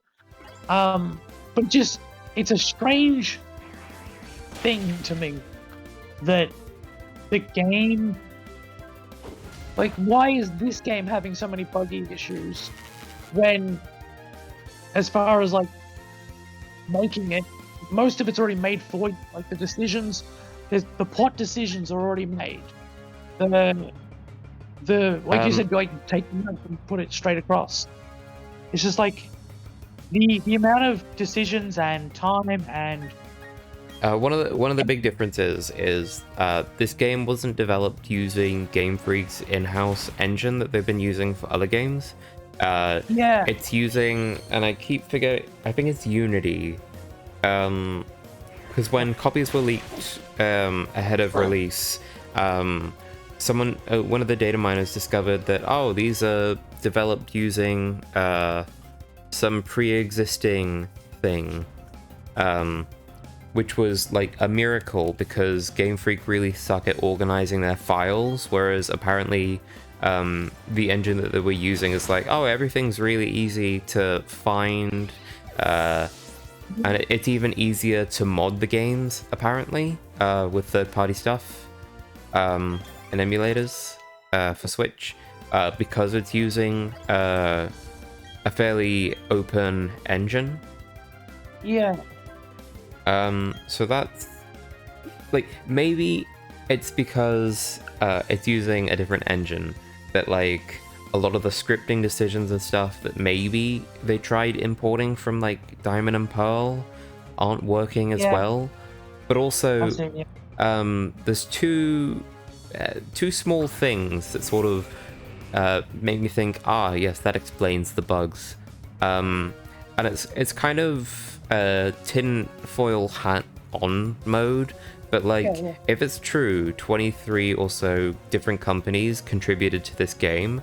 What does that tell you about how long it had to develop? Like, do you think they hired 23 studios to contribute to the game because they had 3 years to develop the game like they have for most Pokemon games? Or do you reckon they rushed it into production, outsourced all the work to 23 different studios who are assumed to be like experts in those different fields? And I gotta say, environments, they're pretty good. Basically, the game works. It's just you will encounter these oddities that make me go, ah, something hasn't lined up quite as well. Yeah.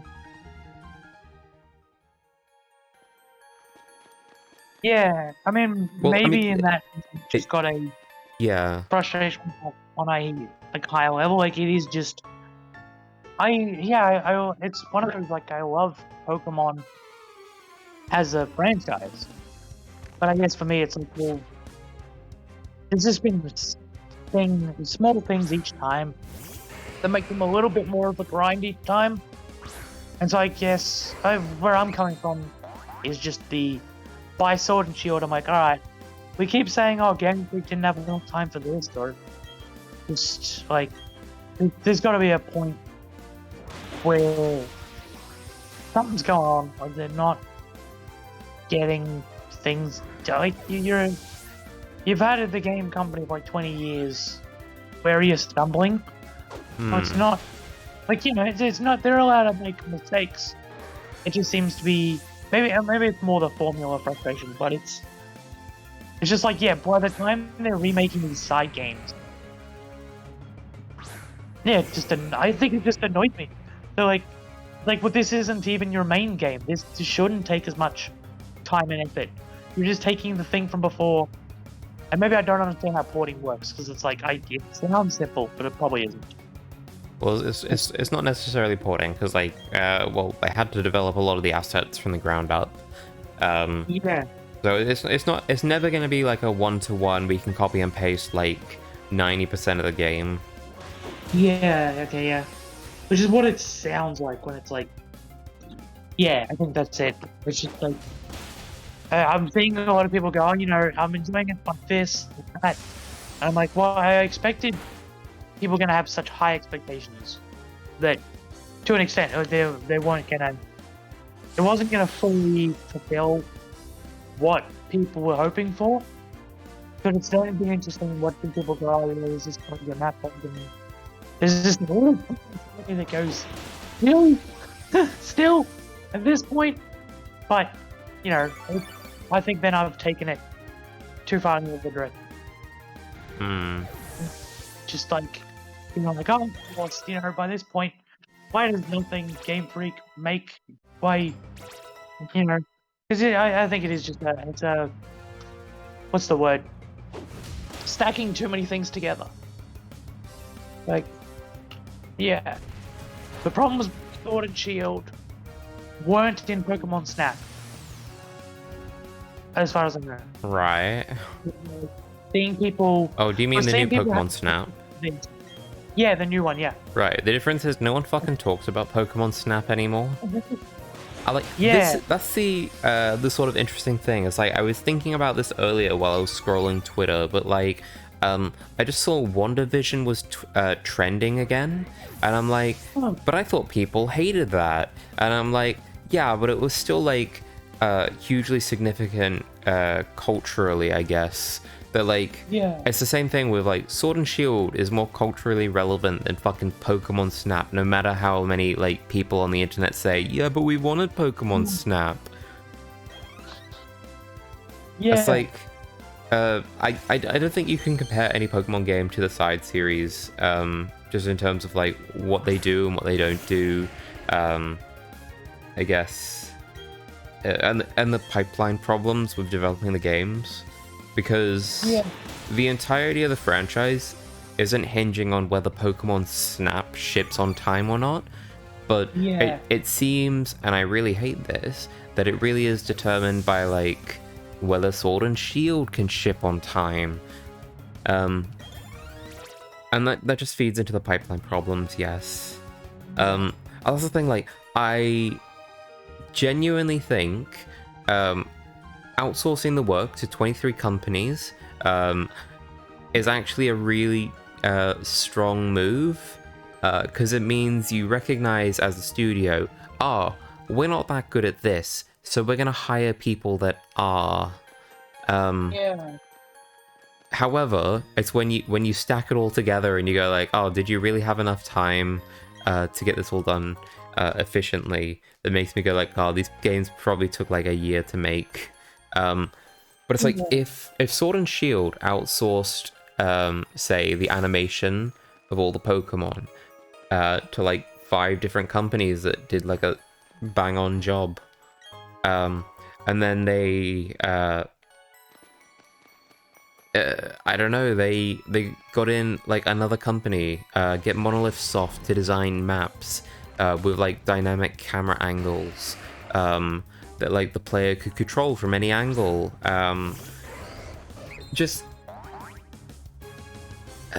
It's something Game Freak should have done from the beginning, is like just outsource the 3D elements that you don't really understand to people who know, and just do what you do. But they didn't. And now I'm convinced that they're convinced that they can handle the workload when evidently they can't. Yeah. Especially when the entire livelihood of Pokemon is hinging on like them making the games. Yeah. It's like without the new Pokemon game, we can't produce the merch, and without the merch, we can't make our billions of dollars. And maybe it is like by extension, I have absolutely become a grump. Just like between all these franchises, I have become a bitter grump. Just there's a weird thing, because I think it is like you're right in the Game Freak didn't actually make this game, and yet I'm just compelled to go, but Sun and Moon this and Sword and Shield that and Game Freak this. It's just a small extension of just once again being fed up with franchises. Just like, I hate to bring straight back into Doctor Who, but like, just the amount of like series and companies that have just been stumbling at increasing measures. It's like, all I'm seeing, Pokemon Diamond and Pearl hasn't been that bad off, but it's like this unfed frustration. Like, it's just you reach that point where it's like, people are complaining about Diamond and Pearl as well, of course they are. And then it's like, it's a small thing.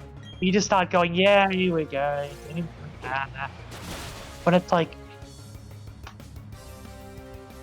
something's not being met there. There's a point where it's like every company seems to be stumbling. And I don't know why, but it frustrates me that none of them are really picking up. And I'll say that while people are enjoying Doctor Who right now, I guess, and enjoying Marvel to an extent. But I don't know, from where I'm sitting, it just sort of... everything's either mediocre to cracking at the seams. And so it's like, it's just a shame that Diamond and Pearl is having any issues at all. I get small mistakes, but it's just a shame that people have been really looking forward to this one. And I feel like I'm just bitter on their behalf. I don't even seem that bothered. I'm just like, again? Well, the thing, I imagine, like, I completely understand it, but I'm actually getting really frustrated that, like, a defense for media and entertainment is, oh, but it was produced during COVID times. And, like, I can accept that for a number of things, but as time goes on, we're going to have to... and I've said this on stream, but, like, as time goes on, we're going to have to stop saying, oh, but because of COVID, and just accept the fact that, like, no, you didn't actually have to produce this. You chose to, in an untenable time. Yeah, and there was obviously still ways around stuff. Yeah. And my biggest defense against that has always been, well, my frustration isn't from the last 2 years. My frustration is just the amount of media that seems to have been cheaply packed in. Just like, it's like with Doctor Who. Doctor Who was struggling before the pandemic. One of the complaints with Game Freak were happening before the pandemic. Like, it's just this...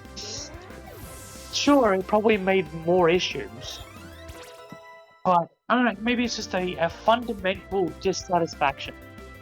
Where it's like, I look at all the different franchises, and just across the board, they're selling things they're not delivering, they're writing stories that don't pay off. It's just... yeah. I don't know. Like, off the top of my head, like, yeah, Doctor Who is still teasing us with mysteries after 3 years. Star Wars did the Force Awakens thing and ended with Palpatine being resurrected with no explanation. And just the whole movie of that. So glad I'm so done with Star Wars. Yeah, it's like, I didn't even watch Game of Thrones, and I'm annoyed on their behalf. Because I'm just, I get it, you've watched this series for that long, and then the creators just went, no, we want to make Star Wars. Yeah, I think the issue is, I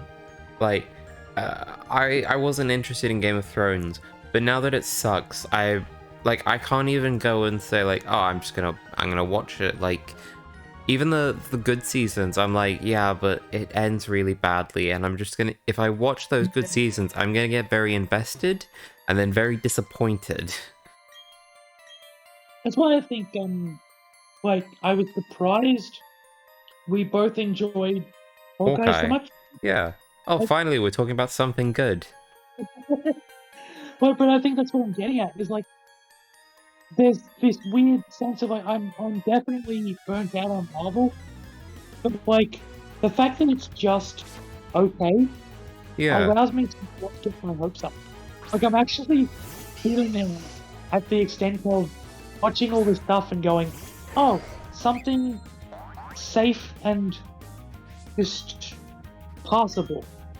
Like, it's not, like, thank God I'm not sitting there going, oh, I'm so invested in this bit of it, because by that extension I'm gonna go, where's that gonna go? You know, what clever, cool thing are they gonna do? Yeah. And then nothing, because it's just another passable thing. Yeah. And I'm like, I'm just happy for that, because I just want something to redeem, you know, a company is really putting their best foot forward. And I don't think Hawkeye is that. But it's like, oh, something that doesn't just make me regret investing in it so far. I now realize I'm only 2 episodes in, and I'm not necessarily investing in it. I think that's the other difference. Like, if Hawkeye falls apart, I'll be like, yeah, first 2 episodes were alright. Yeah. Well, that's still how I see WandaVision. Is like the first 2 episodes were alright, the 3rd episode was alright, the 4th episode was alright, 5th, 6th, 7th, 8th, they were alright. It's the finale that doesn't land. But the finale retroactively, actually, that's the problem. That I was super invested in WandaVision. If I'd gone into WandaVision going, most of Phase 4 has been average to terrible, it'll be fine, I probably would have got to episode 9 and went, oh yeah, average superhero battle. Yeah, that's pretty much what I expected. Probably wouldn't have been bothered at all. That's the Because I thing. wouldn't have been in place.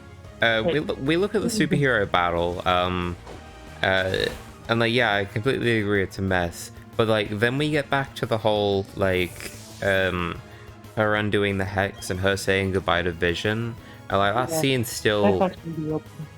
Hmm. Oh, sorry, no. It's all the stuff. It's all the stuff Her saying surrounding the fight that is good. down bit. It's the fight that sucks. Yeah. I also find, her just bailing on the town is also... Well, yeah, no, I'm not defending that either. But, like, everything Yeah, aside yeah. from specifically that and the CGI sludge fest. Yeah. I guess that's like... I heard, and I don't know how true this is, but I remember back when Nostalgia Critic of all people said that there was a time where like Disney had a lull, and most films around that time had an equal lull. I don't know how true that is. Like, I'm sure there were big films through that period, but they were basically like it was just like the dark time with storytelling. Oh, yeah, So, like- well, hang on. That was before Great Mouse Detective. I think Great Mouse Detective is the one that he cites was the revival, or the start of the revival. So I don't know if it's true, but I definitely am starting to feel that now. Like, the MCU was big. Every other franchise was kind of falling on its face. Everything's becoming a retread of what we had before. And now I feel like the MCU is doing the same thing. The amount of time, even in Hawkeye, I feel like this is a technique. But, hey, actually, in all credit, I liked the Hawkeye scene. I thought Thanos. But in the back of my mind, I thought the MCU just can't help itself now. They have to reference Thanos. They have to reference the Avengers.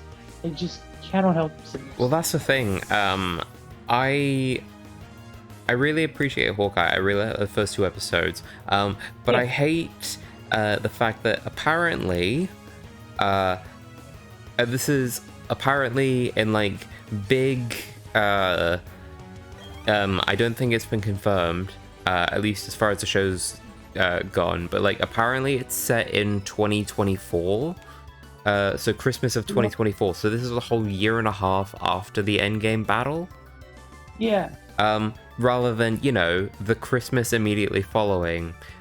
So it feels a bit weird that, like, Eternals has happened by that point, and no one's talking about the whole, oh, a giant celestial almost burst out of the earth, and one appeared in the sky, like, right next to the earth. Like, these giant beings, like, holy fuck. Oh, you're still hung up on Thanos? What about the giant space god that probably could have just sort of kicked the Earth like a soccer ball? That's where I feel weird in that, like, on the one hand, you've got Loki. Also, No Way Home's probably happened by now in the timeline, and it's like it's really annoying.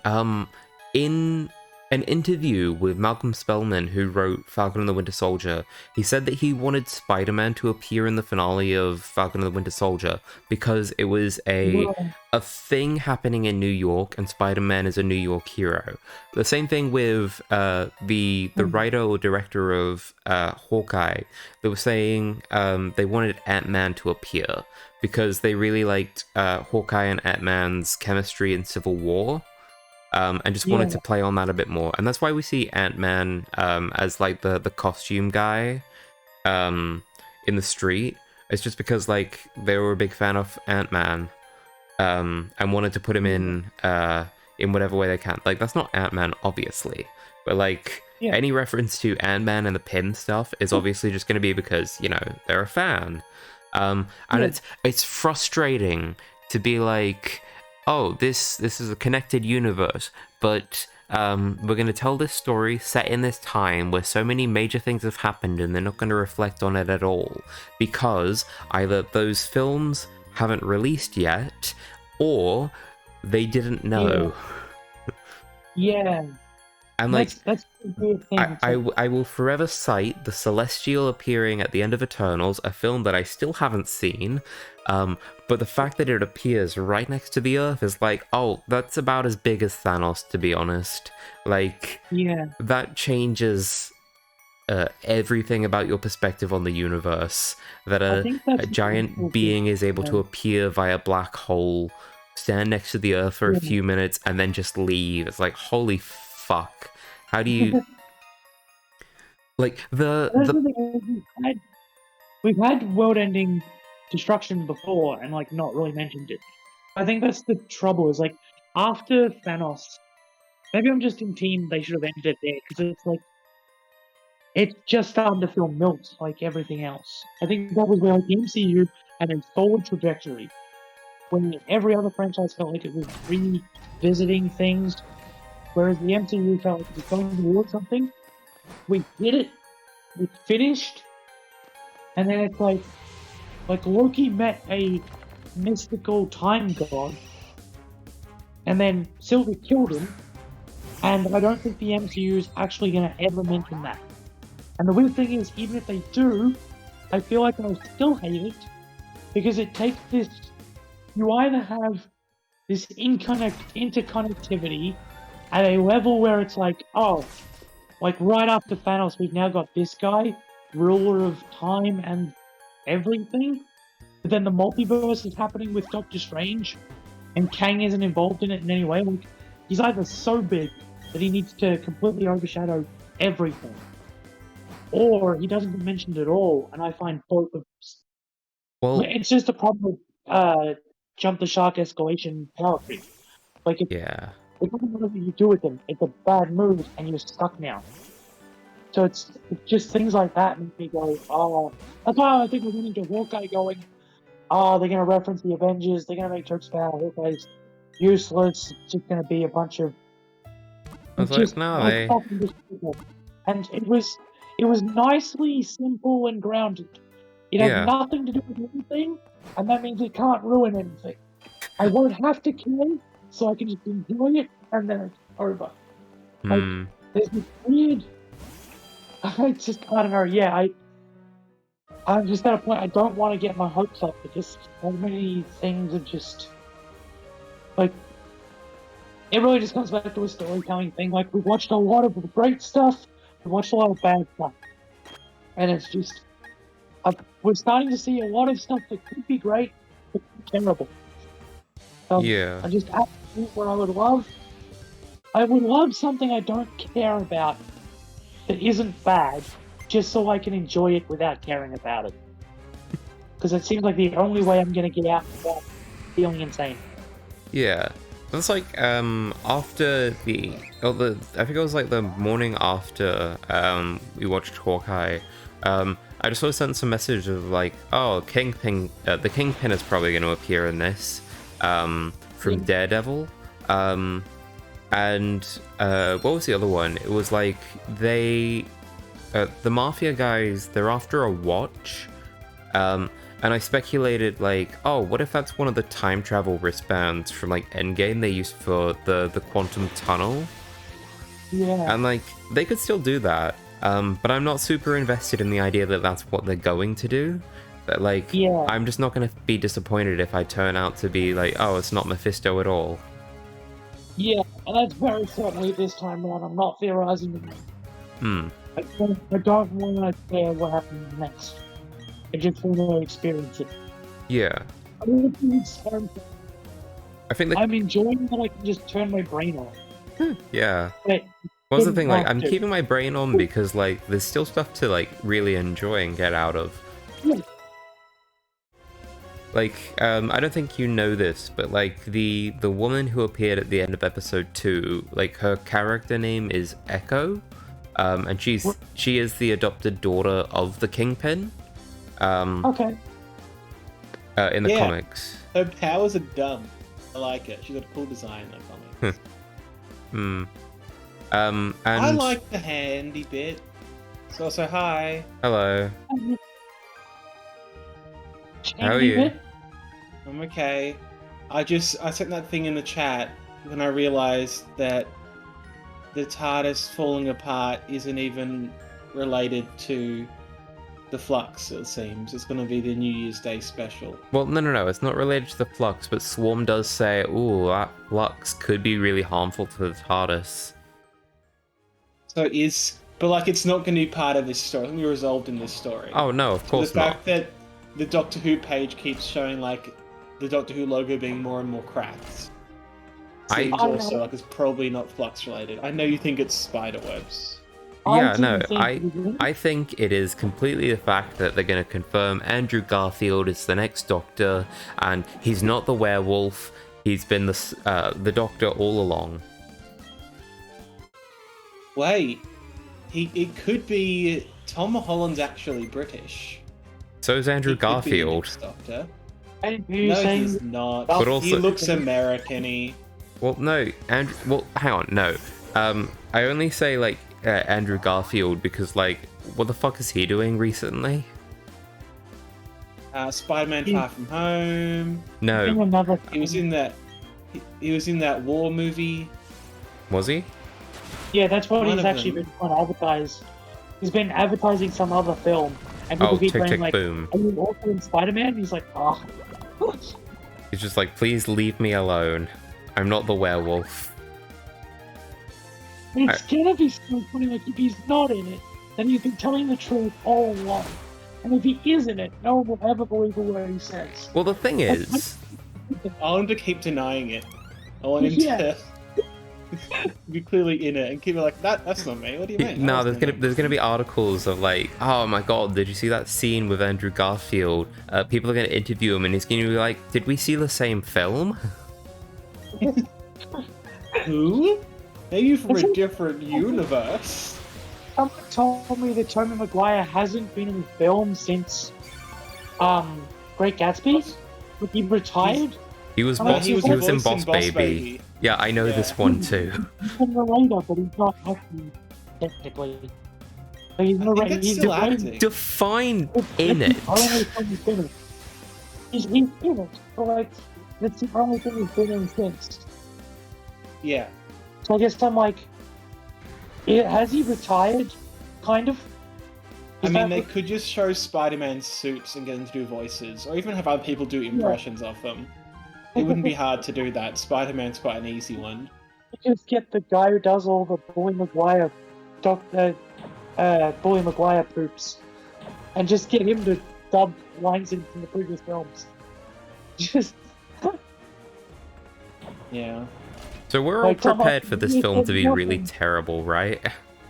I'm looking forward to it. see, I'm cautiously optimistic, and I want to just enjoy the amount of Spider-Man and the amount of villains, and not sit there thinking this is a complete cash grab, shallow thing, which is just. I've got bad news for you about cinema if you're worried about cash grabs. Oh my god. I like that across the three of us we have like the three different perspectives of like excited, cautiously optimistic, and openly pessimistic. Yeah, Yeah, one of us will be happy. I know, it looks like fun. Oh yeah, Yeah, no, I like think it that does was look like- like fun. I just don't want the other Spider-Man to be in it. Yeah. see, I want them to be in it because it feels like a complete missed opportunity. Why? My concern is, once they're in it, the story will be so convoluted because Yeah, people no, no. haven't read the rest of the three But what films. about this though? Would you rather they be in this one or be in Mansions of Madness, whatever it is? Multiverse of Madness. Because I'd rather be in this one. Yeah. No, That that's the would thing. be a Wanda and other guy focus. I don't think they need to be in either of them. I genuinely think I would prefer them to show up in Into the Spider-Verse rather than try to... Another animated one. Yeah, because like they're making a second one. But like, I guess more my point there is like, oh, fuck you, Sony. You saw this thing was popular, this thing you did, so you're gonna take this other Spider-Man property and basically make it the same thing for a film. Yeah. I mean, to be fair, Dimension stuff have been opening up in the MCU. Yeah. Like, this is a natural consequence. It's not like they're the ones pushing multiverse stuff. It's like Loki did that. WandaVision.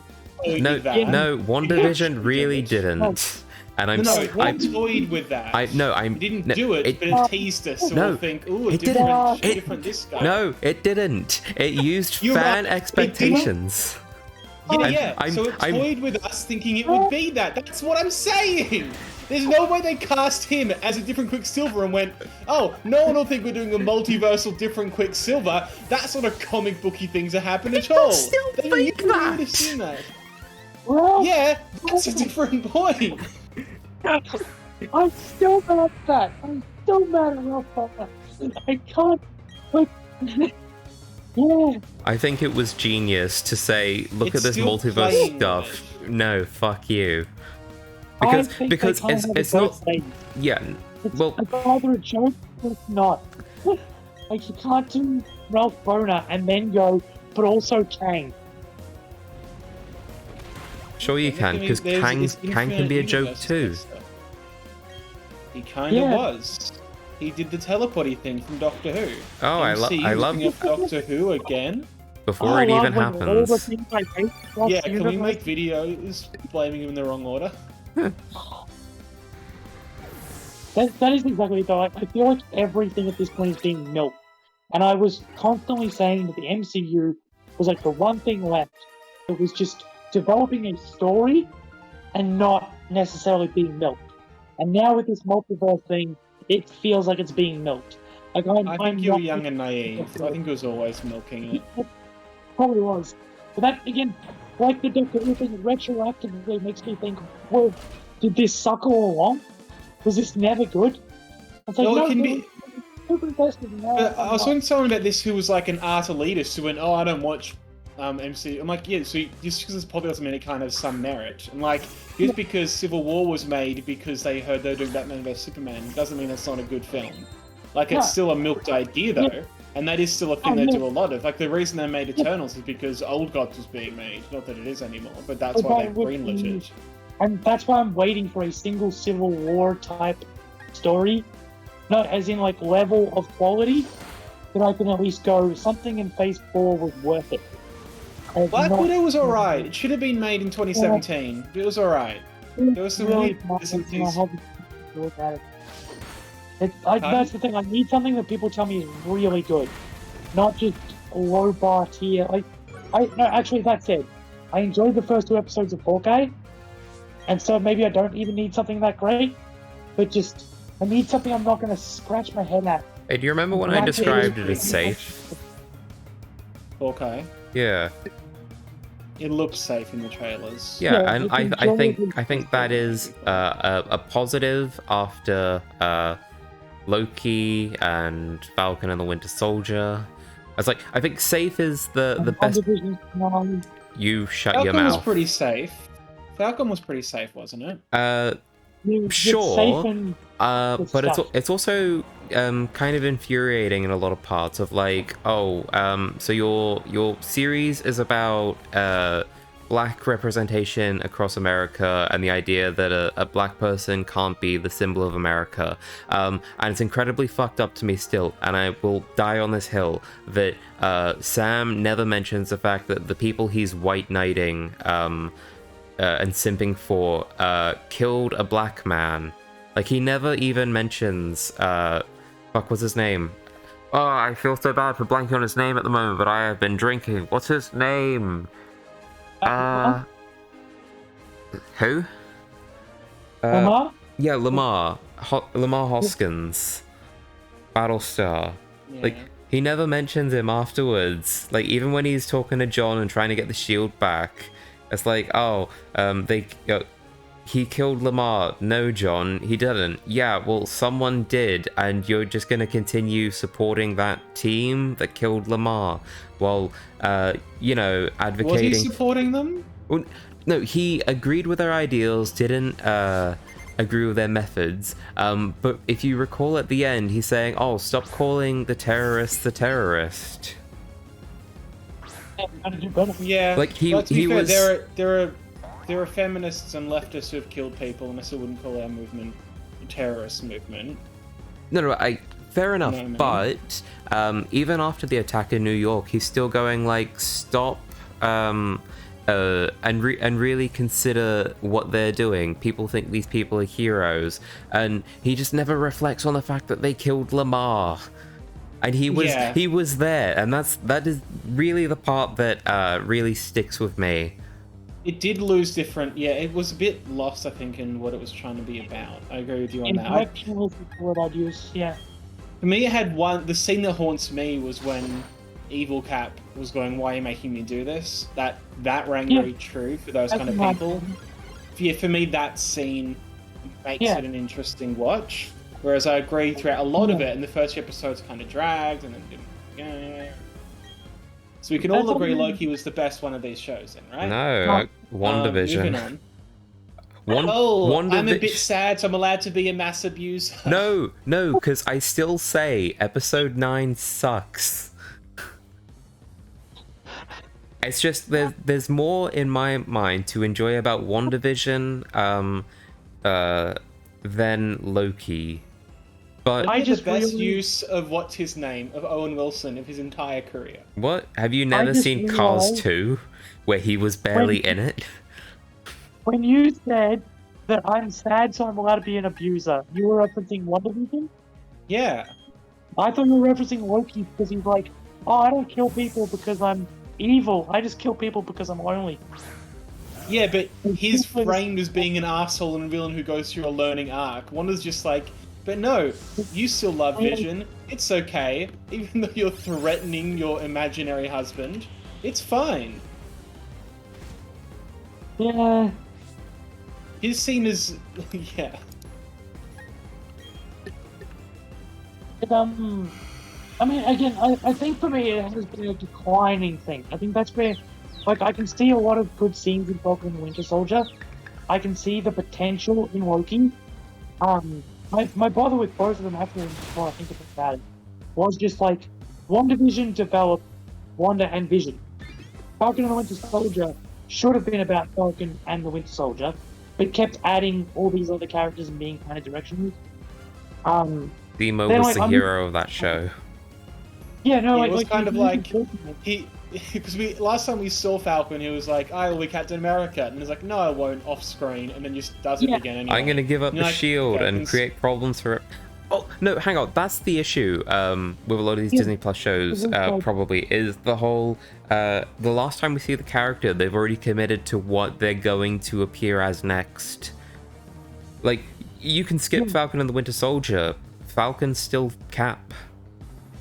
You can skip Loki, opens up the multiverse. No, you can, because Kang's going to be completely different and re-establish in Ant-Man. It's not the character, but the fact that Kang and multiverse is opened up now.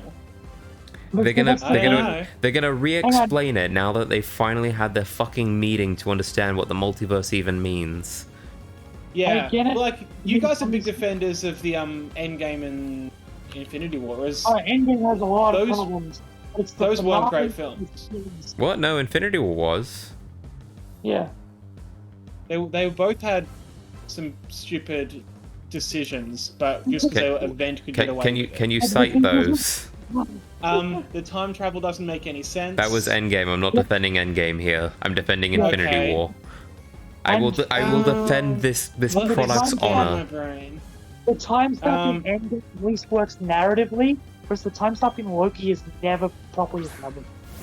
Infinity War just buying time for the next one. They're not going to meet yet. Nothing's going to happen yet. Wait till later. That's not an issue with Infinity War. Okay, no, you're right. Infinity War, this stupid Black Widow and Hawkeye scene What? just drags on. But before that, oh, that's the other one's in the next one. That was Endgame. Sorry, you're right. I meant to say the Thanos and Gamora, where she goes, "Ahaha, you love nothing, and you brought me here for no reason. Oh ho ho ho, you are foiled because there's nothing that you love, and yet here you are, with nothing to love and no way to win. So you lose because you cannot love. With me here at a place where you must sacrifice someone. It's just you and me hanging out, father and daughter, and you have to kill something you love.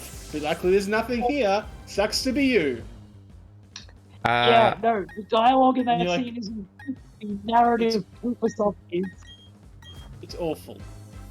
See, I'm mixed on that. I think without her stating all of that, you really don't get the. I think it can be lost, and I think maybe it's because Thanos is a completely CGI character that they needed to explain some of the more of that bit literally. In case some audiences didn't get it, but like without that, you also don't get the line "This isn't love" to hit as hard. I think, and that's the You important can have part. some good lines in it, but it'd still be overdone in the moment. There are some good lines in Flux. It's still shit written. Of it isn't like, but the way I see the difference is like you take that scene out, and the whole core of how Thanos gets the stone, how the Avengers end up losing because of Star-Lord. I don't like the Star-Lord decision either, but I Oh do. yeah, that was dumb. it all narratively flows together. Whereas Loki starts by going, "Oh, the Avengers were meant to time travel, you weren't," and then just moves away from that and goes, "Oh, it's about Loki and Morbius." No, it's not. It's about Loki and Sylvie. No, it's not. It's actually about them going back to the Time Wizard people. No, it's not. Actually, they're in this other planet. There's all these other Lokis. No, it's not. And you know that a story can travel between different characters and places. Yeah, Make I'm development gonna in your agree with you story. on this one. My issues with Loki are still just like how plots are set in motion. Of like we see in episode 2 in episode 1 and 2, we see that the reset charges are used to prune anomalies within the timeline. So how the hell did Sylvie manage to get so many and reverse engineer them so that they cause branches rather than prunings?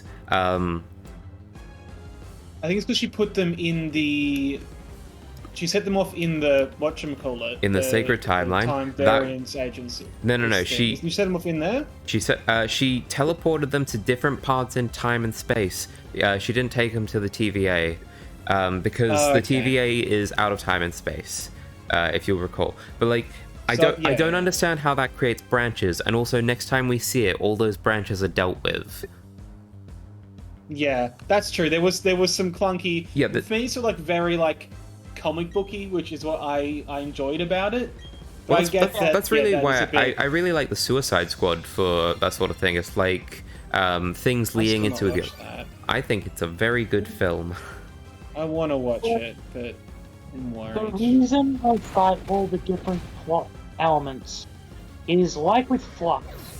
How does it come together in terms of what is Loki's arc, and how does Kang of all things antagonize that consistently through the season? Well, it's about Sylvie at that point. Yeah, and Yeah. but also about who. Sylvie is Because the one at the end, that- Sylvie does go for right. So it's Loki is a Loki who has learned that lesson. Sylvie's a Loki who hasn't. So you have two different versions of you. One who isn't like, I want ultimate power. I'm happy to settle, Yeah. and one who still wants ultimate power. So it's I don't- that dichotomy is about showing his difference from the other version of him. Yeah, Well, I it's don't like, it's feel like how we don't completely complain about the fact that Nebula kills herself in Endgame. Yeah. Yeah, I just don't feel like they gave it any depth. Like, it's just 6 episodes of them running around, and a lot of like cheats and stuff. I really And then am it's like, turning into the oh, middleman Kang- here. Like, Kang just kind of pops out of nowhere, and then Sylvie's like, "I don't care, I'm a rape machine," and kills him. And then they're like, "Cliffhanger, watch next season." And I was like, "This went nowhere. This whole season didn't." And that was to show that Loki at the start, though, 2012 Loki would have killed him and taken over power. was trying to show different. Yeah, but I think the Loki we get at in episode 1 is a very different one to episode 2. Yeah. You watched a montage. That's Yeah, from that on, we're just gonna have a lot of problems. they in Endgame. And this is one of my favorite parts of Endgame. They basically tell Nebula and show her that, like, you can have a good life. Just leave Thanos, please. And she still doesn't because she's scared of him. And the power he holds over her life. Like, it takes her a very long time to shake that. And that is... But he raised and groomed her in a different way. Well, yeah. But, like, the idea is, like, you don't just tell a person that you can become something different and they become that different person. It's like, if I was to convince anyone of an argument over, like, a week's time, and then I go back in time and I just present the winning argument to them, they're not going to suddenly agree with me. But like he was still being a dick to Owen Wilson throughout the first few episodes. Sure. Like he did slowly become friends, and he'd sneak off and betray people. Yeah, this is yada yada. The Loki that about an hour before the series started called Black Widow a whining cunt. No. Right. Oh, He's Mewling. Mewling Quim. Again, like, Fucking Joss Whedon. He has not aged well. No. Again, like Flux, though, we only have 6 episodes, so I was very mad when they were like, it's totally about Loki and Morbius and Loki wanting to be good. Well, hang on. Here's the thing. When we were watching Hawkeye, though... This was clearly a supporting character. It wasn't double, but it wasn't like the Hawkeyes in Hawkeye. But like, why bother with the TVA stuff if you're then just going to sideline 2 episodes in? And then... It weren't sideline, they were called to showing different versions of Loki in competition. Yeah, even that. Like, by the time we got to the different Lokis and Sylvie having the magic powers that defeat the exact thing that gets them to the exact place they weren't looking for. Like, I look at it exactly like Flux, in that there's only 6 episodes, everything's coincidental, Loki's not active as a character, there's too much going on when nothing's being properly developed, and I don't know. But again, it was at a point where I was already fed up with Ralph Boner. I was fed up with Falcon and the Winter Soldier doing the same thing. So I think by Loki, I was like, I don't quite like them as much. And so, like, I watched an episode with Sarah's sister. And it was interesting because, like, he was really enjoying it, which is fine. And as we were watching it, they were doing the lizard thing, where I was like, they're not going to smoke, are they? And then they literally beheaded the things, and I went, oh, right, this is literally the Last Jedi problem. What do you do now? And then Rise of Skywalker problem, they just introduced Kang out of nowhere, because you need a villain now. And I was like, they've literally done the original trilogy, so the sequel trilogy problem. I was just watching this unfold like, yeah, I was never going to like this. Because every decision I disagree with. It's like, yeah. Oh, no, because we did hint from the start that the TVA, like, early on, like, aren't what you think. That was a growing storyline that the TVA had secrets, those gods weren't real. So to be like, it just all of a sudden, there's someone behind the TVA. We knew there was. That wasn't suddenly out of nowhere. Yeah, no, but he's a character that doesn't serve any purpose other than to open up another movie. He doesn't have any narrative purpose in this story. Well, he doesn't have any narrative purpose that the Time Lizards couldn't have fulfilled, is my thing. But it did bring out that difference between the Lokis, I think. Oh, sure, but like in the anyone Time could have, Chateau, but they didn't, because they didn't serve the plot is different. So it doesn't have to be another fucking Asgardian. I think I would have been really pissed off if they went, the villain is Loki's other sibling. That's not what I'm getting at. What I'm if at the chateau at the end of time, we walk into that room and it is just the 3 space lizards. And it's exactly who we were told it was. Would that change how Sylvie responds to them? No, it wouldn't. I think it being conspiracy, though, was part of, like, the TVA being built on lies from the ground up was an important But that's- aspect of it for some of their characters. I think Like for Owen's arc was essentially that it was lies and he wasn't all a person. It was like, no, the lizards are real. They're just lying about some other shit. It would be well, yeah, but it is still an overstretch of power though. So you can still have all those arcs, and like you might just need to like change a few things. But that is all just like, that's fine. Yeah. More my point is like if the space lizards, if the timekeepers, like the Ralph Boner thing, are treated as like a joke, it's like, oh, of course it's not the space lizards, that'd be ridiculous. It's Kang, obviously. It's like, why should we expect Kang is going to be handled with any like dignity? Why should we expect anything drawing from the comic to be handled with dignity? And it was kind of really refreshing after Loki seeing the Suicide Squad of like, the polka dot man, handled with dignity.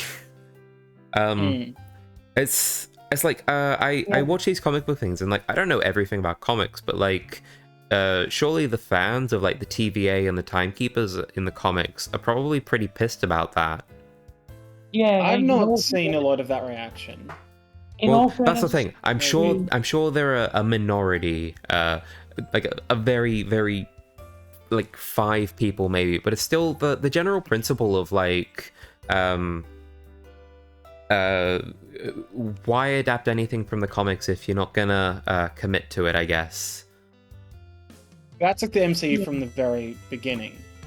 Iron Man having a robot butler instead of an actual man. There's a revealing who he is. There's a flexibility to that because like they didn't choose to adapt everything, and like a bunch of those things are modernized. But like with Phase 4, we seem to be going into like the more cosmic, the more mythology side of the of the Marvel back catalog. That like, can these things stop being references and actually be established things in the universe? Like with Eternals, we get fucking Celestials. It's like, why are the Celestials handled with great care when Eternals comic runs are notoriously usually always cancelled due to poor retention? But the Timekeepers, nah, they're not real. Yeah. It's just one of those frustrating things of like, it could have been the space lizards, it could have been exactly as we expected, and you could still have the whole Sylvie kills them and sends Loki to a TVA that was run by Kang at the end, and that's our sort of. Then there'd really be a who the fuck is Kang, surely, if it was. The issue is, all we learnt in that scene was this is the good. Fuck, what's Kang's real name? It's like Nathaniel Richards in the comics.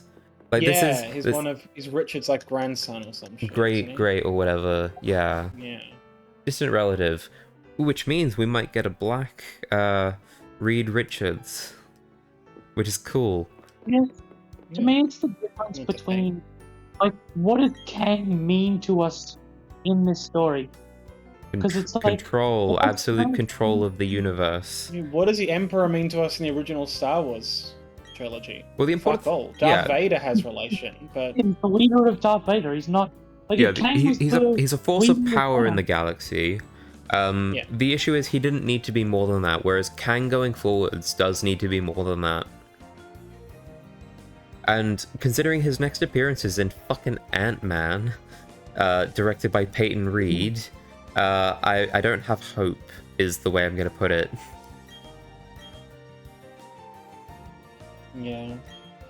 I don't know, I think a lot of these problems have been around for a while. I do agree that partly because we haven't had a lot of films in a while, too. It's been kind of starting off the TV shows, which are going to have a different vibe. And the other thing about that is the movies we have got, I felt they should have come out years ago.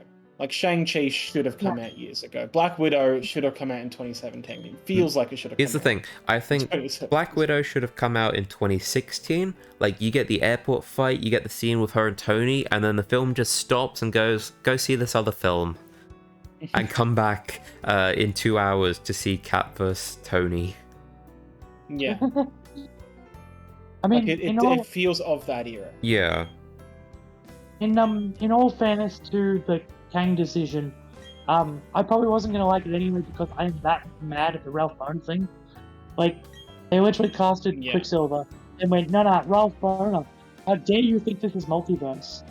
And then by the end of Remember, Loki's they like, cast him as someone pretending to be Quicksilver as well. They fully Yeah. wanted you to think it was multiversal Yeah. Quicksilver. Well, the And important then- thing and is then to get when into people Wanda's like headspace. but then by having Kang there, it's like they Then, didn't really. casting him means we can't get into Wanda's headspace, though, No, no, because no. Wanda hasn't seen No, the no, other no, movies. no. The thing is that the person she sees, is Pietro. However, there's something wrong about it. Like, there's something wrong about this whole situation, and she's unsure if she's the one responsible for it or not.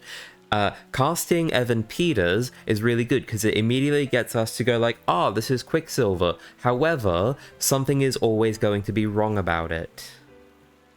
That's fair. I love that interpretation. I struggle to think they had that much thought, given that a lot of that series is built on nostalgia for stuff. Like, look, remember old sitcoms? Remember this era of sitcoms? Remember Married with Children? Look, here's Agatha doing a song. Yes, I remember Agatha's Married getting with her Children. own That was notoriously fucking- only happening in the 70s. I can't believe Agatha's getting her own fucking TV show. I can. Yeah. don't care. I Look, care. I'm a witch. I'm gonna sing some songs. Like, what interesting story would you tell with her? I think I can't remember if who was there for this, but like I would. Here's the thing, I would not necessarily adapt from the comics, because she's more notorious for being like a ghost that hangs around Wanda. Well, But Agatha fans would be happy about that. wait, what? Agatha fans would be happy. Go treat her with respect to the comics, right? Well, no, but that's the thing. It's like the things that she's famous for in the comics have been she was a nanny for Franklin Richards, and we don't have the Richards in the MCU yet. That like, can we even do that? The other thing was she was killed by Wanda. So she hangs around Wanda as like a spirit who will sometimes assist her. She's not dead, so we can't really do that. So at that point, it's like, okay, what else do we have to draw on? We could do a loose adaptation of like The Witcher's Road, but that's what WandaVision kind of did. Essentially, like you'd have to really come up with your own thing based on Catherine Hahn's interpretation of Agnes, and just sort of explore more of the coven of witches in the MCU, and explain how fucking runes work. Yeah. So I don't think she's an interesting enough character to be the focus for exploring. I think she's the only lead-in we've got at the moment, though. Especially if they insist that runes and is completely separate to like the Doctor Strange magic realm. Yeah.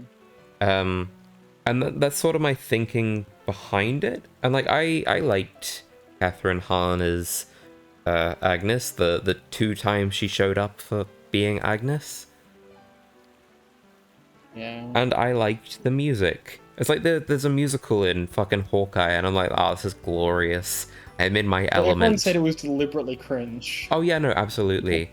But like, I can unironically enjoy it. Like, Yeah, fair. regardless of whether it's cringe or not, it's like, naturalistic world building. Thank you. Like Yes. this. Actually, I just realized this is why I think it's all bothering me. Like, I'm just sick of being baited by franchises.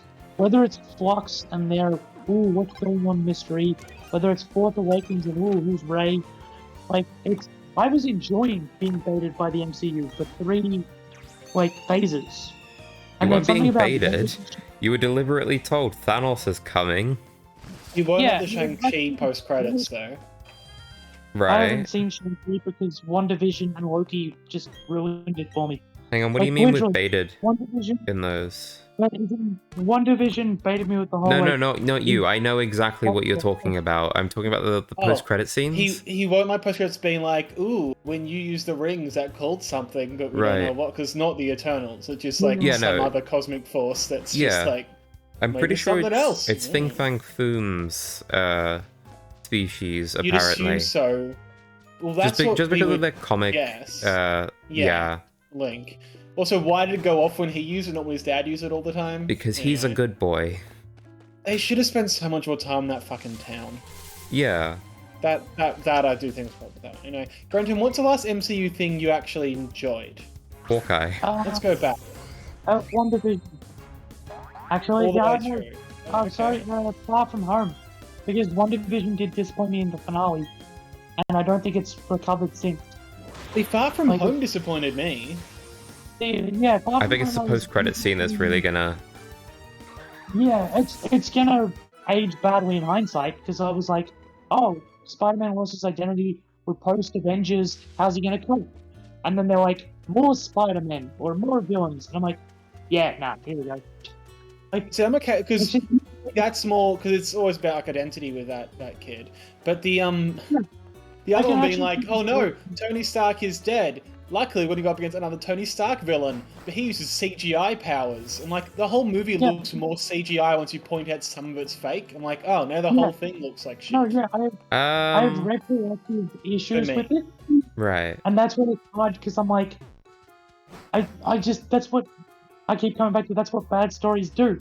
They make you go, oh, this thing's terrible, and then by hindsight go, maybe it was terrible all along. Because genuinely, then I go, yeah, Far From Home did have a lot of issues. And But then I they go, all do. "Yes." They're popcorn movies. They're not winning awards for a reason. Yeah, and maybe it was all It- bad. And I never it should was have all- It's completely fine that they're sticking in their lane. It's all okay. No, I'm not saying they have to just do that, but like, to from the Maybe- start, like, look, he's going to fight a color swapped version of himself. Yeah. We didn't have a black sidekick for fucking 20 or black main character for 20 movies. He didn't Yeah. have a female star There's a in 20 problem with movies. things that had a solid. Actually, no, it's about good promises versus bad promises. Because when the Avengers first came out, it was like, we have these characters and we're building up to this Avengers thing, and they pulled that off. And they're like, we're building up to Thanos, and they pulled that off. And now it's like, And, it's like Kang. Well, what's Kang? He's an all-powerful time dimension guy. Hang on. Yeah, so he's I dark just with I it. I Like, kind of I'm want really to different. pause you there and go like, go back all the way to 2012 Avengers. Who's Thanos? Why should we care? yeah. It's a But it guy was in a chair. post-credit scene.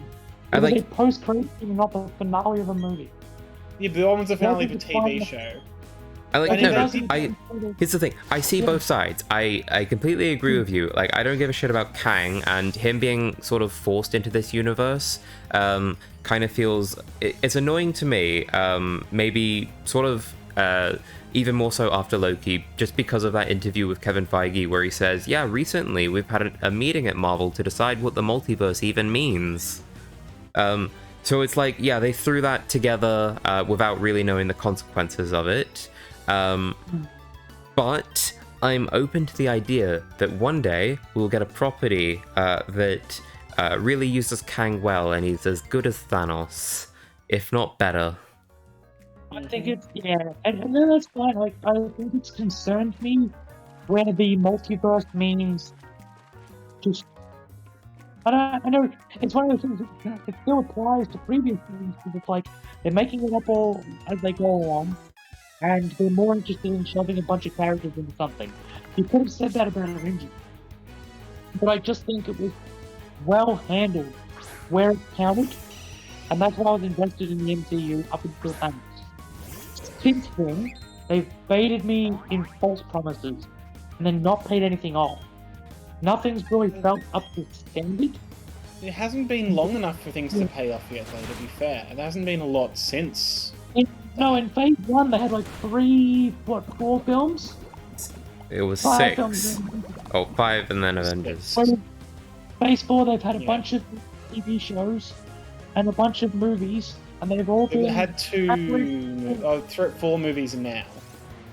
yeah, but Hang all on, these wait, what are the Disney movies? that are- Oh, 4 is As of No Way Home, yeah. You got Yeah. Far From Home.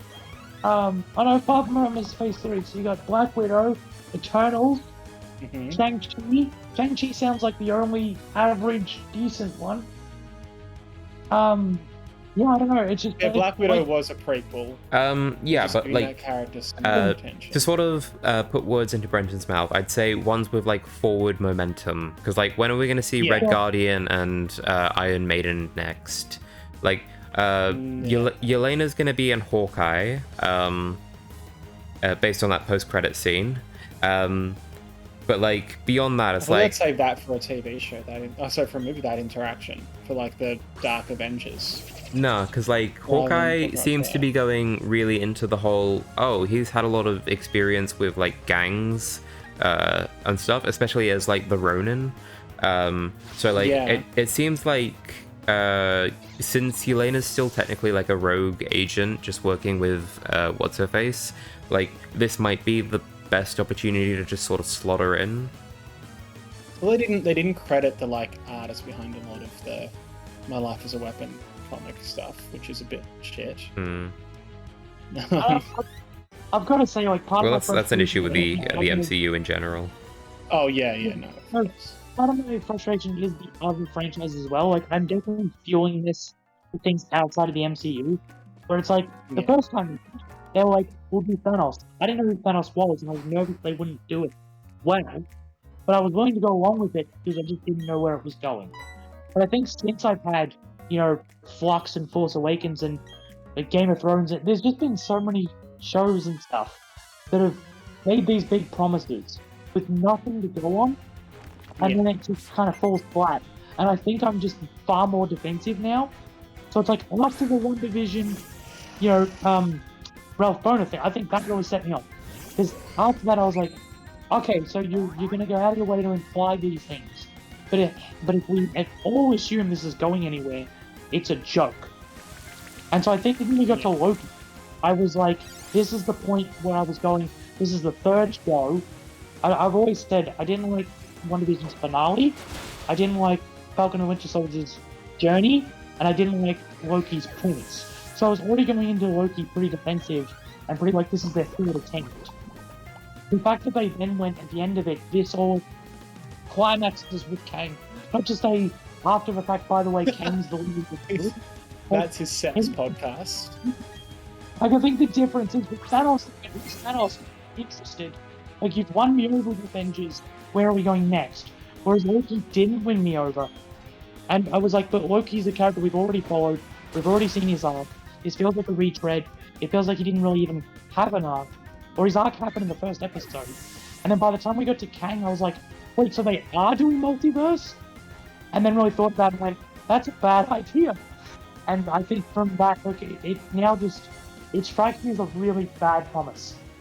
And Well, we're going to go back and watch it together, Brenton. I'm coming to your house, and we're going to rewatch it, and you're going to enjoy it. I mean, this is. Oh, thank God, I don't need to be there. No, was yeah. watching Look, it you before you haven't been as negative. You're off the hook. But no, Well, genuinely, I was watching my sister, and she was like, "Oh, I enjoy this, and I enjoy this." I'm like, "Oh yeah." And then literally when they beheaded it, she looked at me like, "Yeah, I knew you were gonna hate that part." I was like, "Yeah." Like, she could tell where I was gonna have issues because it's like she could tell they were there. It didn't bother her because she likes Loki that much. It's like that's fine. Loki's her favorite character, so she was gonna enjoy it either way, which is perfectly fine. So like, I was going into it like, please save this run, and I think Yeah. since then it actually did ruin it for me because I don't think I've watched a Marvel product since until Hawkeye, and I only watched Hawkeye because I just was bored and wanted something to talk about. Yeah, I should watch Hawkeye. Mm. How long are the episodes? They are now. They're an hour each, so there's probably only 6 of them, which means the last episode should be out like the week of Christmas, which is really fucking funny considering Hawkeye's goal in the series. Which is what, to save Christmas? No, yeah, he's gonna save Christmas. No, he wants to get home to his family before Christmas. Unfortunately, he just keeps Okay. getting wrapped up in Kate Bishop having the Ronin costume, which gets her involved in. Oh, I should probably stop talking and stop spoiling it. But like, yeah. I watched a recap already. Oh, okay. I kind of don't care. It looks like an off-the-shelf Christmas movie to me. The whole vibe of it, Yeah. and I just Sure. don't have much like WandaVision. I know, Brandon, you said the premise of Loki didn't grab you, but it was, for me, it did. For WandaVision and for this one, the tone doesn't grab me from the trailers. I'm like, this isn't my jam. Yeah, Oh, I was like that with the trailer as well. Which is why. It's better. Sorry. It's better than the trailers make it look. I think it is. But that might just. I don't know. I think. Like I'm definitely enjoying it, and I'm thinking there's a lot of good things in it. Like there's a scene where Hawkeye and his family are at dinner, and like the owner of the place comes up and gives him like a dessert thing, and is like, "Oh, don't worry, your dinner tonight is free. Thank you for saving our city." And he just looks really awkward about it. Like, no, dude, I could have paid. And I'm like, oh, that's really good. It's stuff like that like I think this has really nailed character and Okay. Yeah. I don't want to it say probably plot is- yet. It probably is bland from a like low-key perspective. But like literally in the shows, he does mention like Hawkeye's a low-key character, so I'm actually on board with that. Yeah. But for my money, because I genuinely like, I'm gonna say never like I'm done with MCU. I'm just tired of it. I'm actually burnt out on MCU. But then was like, it's something to watch. I never thought it would be you. Was that? Be the first. I never thought you'd be the first one to go. Who do you Yeah. think? No, yeah. I thought me or you, Neko. Nah. Or Daniel. Well, that's the Daniel thing, probably has given it. Yeah, well, I mean, I got into this at Civil War, so like I've still got some mileage in my battery. Yeah, fair.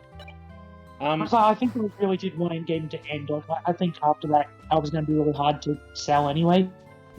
I was like, why is it worth not just ending it there?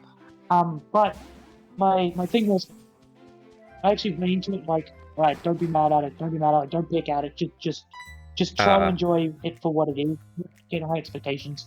And because of my like, frustrations at Flux, I genuinely think this is just not talent.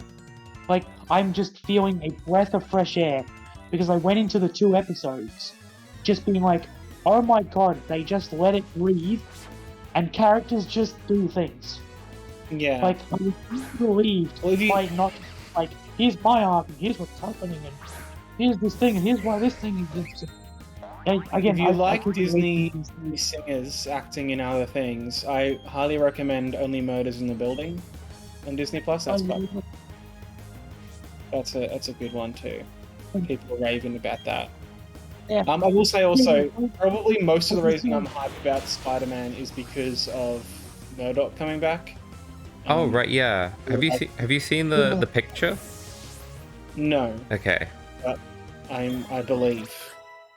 See, I believe Matt Murdock. I still, in my heart of hearts, in my Grinch heart swelled up 3 times only to shrink 20. Hope that the other Spider-Man aren't in it. I hope that is the part of all these leaks that isn't true.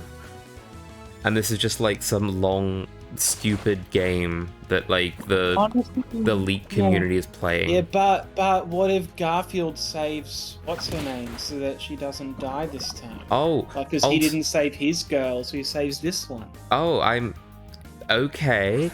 That's a nice moment. But doesn't that mean that him saving literally anyone else doesn't fucking matter for his like mental health and growth?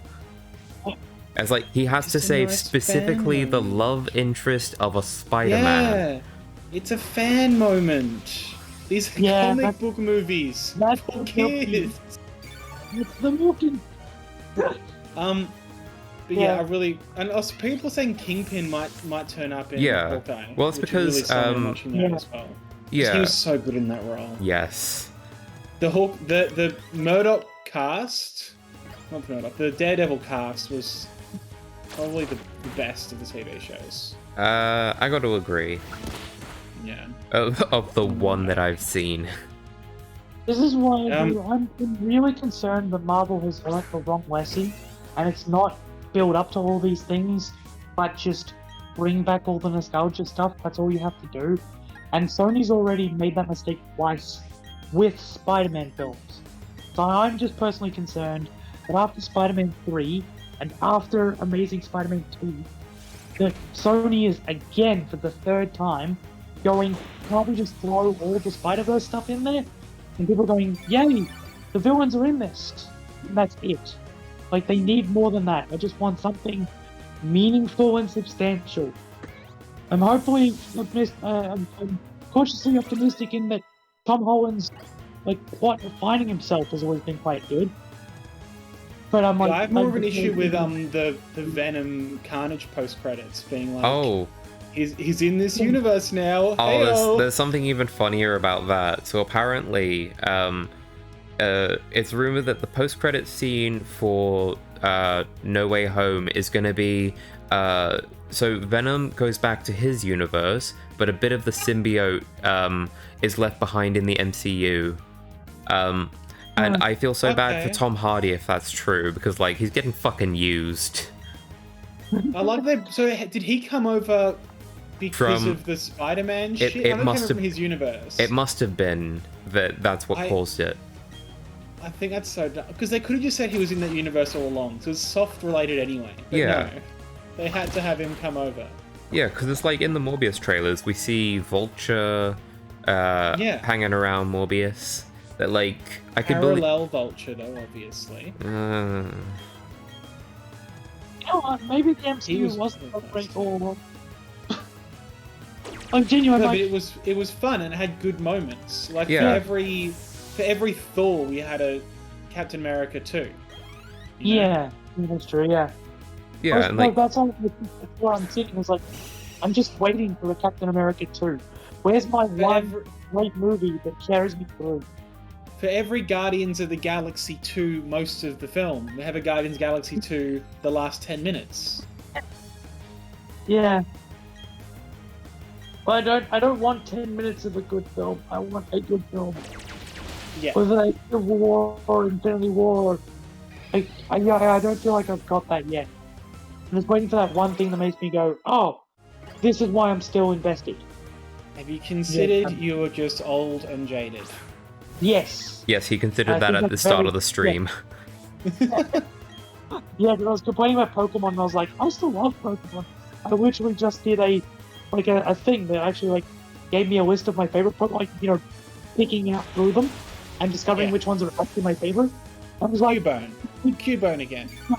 More Cubone. Cubone, all of the types. Yeah, all of the Pokemon. Can you get a Cubone in your party for me, Nick? No, I can't. Not in this game. It's not There's available. No Cubone in this game? Not in this one. Uninstall the game. I'm not uninstalling it. I paid You have to uninstall. Oh, well, I'm sorry. Hang on. You're a streamer. I'll have to donate you to uninstall. I don't have donations enabled. I haven't figured out how to do that. Yeah, fair enough. I was feeling really good, reconnecting with Pokemon. And then we were talking about Diamond and Pearl, and I was like, yeah, Pearl's where it dropped off. And I was talking the exact same way I'm talking about stuff now. And I'm like, that was the point. I really just wasn't going anywhere. Was Diamond and Pearl... was Diamond and Pearl the second colour one, though? Because it was Fire Red, Leaf Green. Wasn't Diamond and Pearl the one right after that? Ruby and Sapphire after that. Oh, okay. What? So No, Fire Red, Leaf to Green be was after Ruby and Sapphire. Because it went... Oh, it was the remake of the black and white one. Oh, yeah. Yeah. Wait, Yeah. You said black and white one, and I was like, no, there are games called black and white. No, I can't do this. Oh, no. They, for real though, Black and White and Black and White 2 are, some of the best games in the series. What about X and Y, though? X and Y are one of my favorite games, but are definitely not well received, I think. I haven't played any of them. I have Leaf Green on a Game Boy that I bought. you're spot on that it is that I'm old and jaded, and I've watched too many bad things now. I've just watched too many franchises crash and burn. And You I see, was after really- this, you'll get to the point where you go, I don't care, it was fun enough, which is the other Yeah, part of Jaded. I Yeah. think that's You're what like, I'm it was a movie, I didn't hate it. That's literally what I'm doing with Hawkeye. I'm like, this is smack bang average. Good enough. Yeah. Yeah, very Well, much. like, no, I would say it's average, but like in a, I want to tussle the writer's hair and go like, good job. Yeah, it hasn't made me hurt yet. It hasn't insulted me. It hasn't teased me with something that No, I'm hang on, no, I've been holding off on this, but like I do want to say that when you started the episode, you sent me a message saying, "Nope, I hate this," because they started off with Kate Bishop's origin story. Yes, I did. No, I went in really defensive, and then it actually got me on side, which is all the more impressive. Like I went in like, oh, it's not even about Hawkeye, and then was actually like, you know what? Kate Bishop That's was not- Hawkeye in the comics. She is Hawkeye, Yeah, read a comic. yeah, it's fine. But also, Hawkeye's the character we know. We don't know who Kate Bishop is, so Yeah. it's important to start with the one we don't know, right? And I then thought it was going to be Hawkeye contextualize. from MASH. I feel very wrong. I thought it was just Yeah, going to be no, the disembodied eye of a hawk. That shows how prepared I was Hawkeyes. disappointed. Like it is at the point where I'm going into things going, you know, like with Loki, I'm like, oh no, it's about someone else. Like, yeah, no, She's a Loki. Well, hang If on. you want to watch The main good- theme, thematic throughline thing of like Loki's journey with Sylvie though is like, what makes a Loki, and it's just that they're survivors. Like she was put in a situation where that would have resulted in death because of a higher power, and she survived, whereas he was yeeted out of a timeline because of the Avengers and survived, I guess. Yeah, what they did was fine, but what he did was breaking the rules. Yeah, but that's because Kang said so.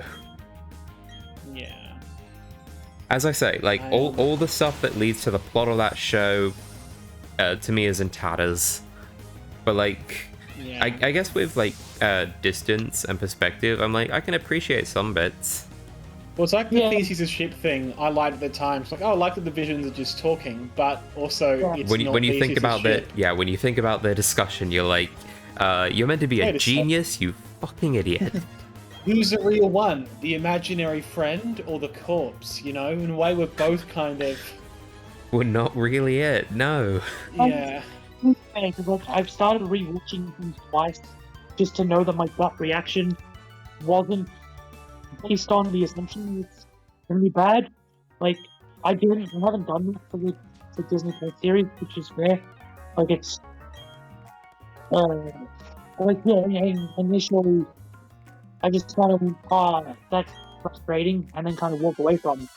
Lately I've been going either that was frustrating, did I just assume it was not going anywhere and so certain things bothered me more, or did I like it the first time around and didn't realize it was like, last minute cheated stuff out kind of thing.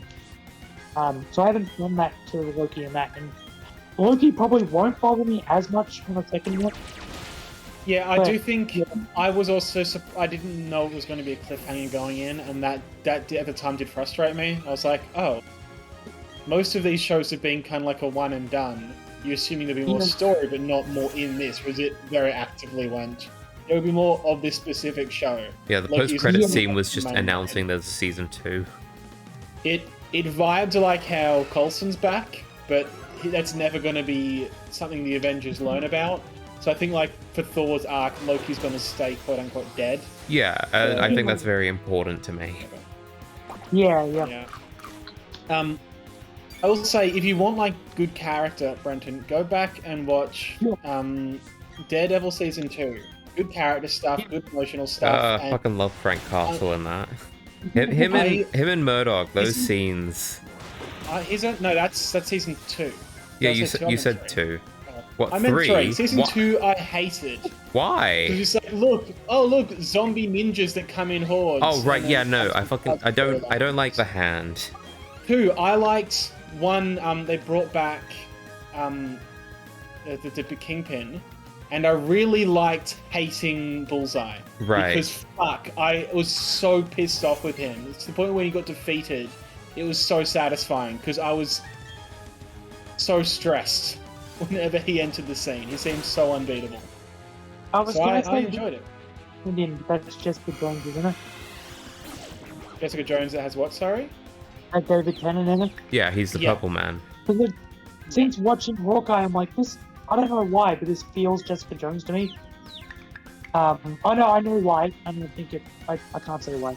Is it abuse? Is it because there was, No, there no, was sexual abuse? Is it? I don't No, think it's that. there's none of that in Hawkeye. Okay, because that's like the main theme of Jessica Jones. So if it has that vibe, that's why I was confused. They're both set at Christmas. Ugh. They're both set in the most underused city in America, New York. They both have Yeah, a no. dog in it. Does Jessica It Jones have a was dog? interesting to watch it. No, she No, has a no, no, friend I don't- who's a drug addict. I don't mean think like it's- does the character have a dog. I mean like does a dog appear in the show?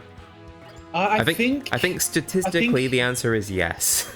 I'm pretty sure. What's her name? The one who becomes Cat Lady, Cat Magic. Yeah. I'm pretty sure she is a dog at one point. She Right. feels like the kind who would, you know. She's a blonde news anchor. Yeah. She feels like the kind of person who would have a dog. Wouldn't it be great if Jessica Jones and Matt Murdock showed up in She-Hulk? They could. I mean, essentially, Jessica Jones is like lawyer friend. Yeah.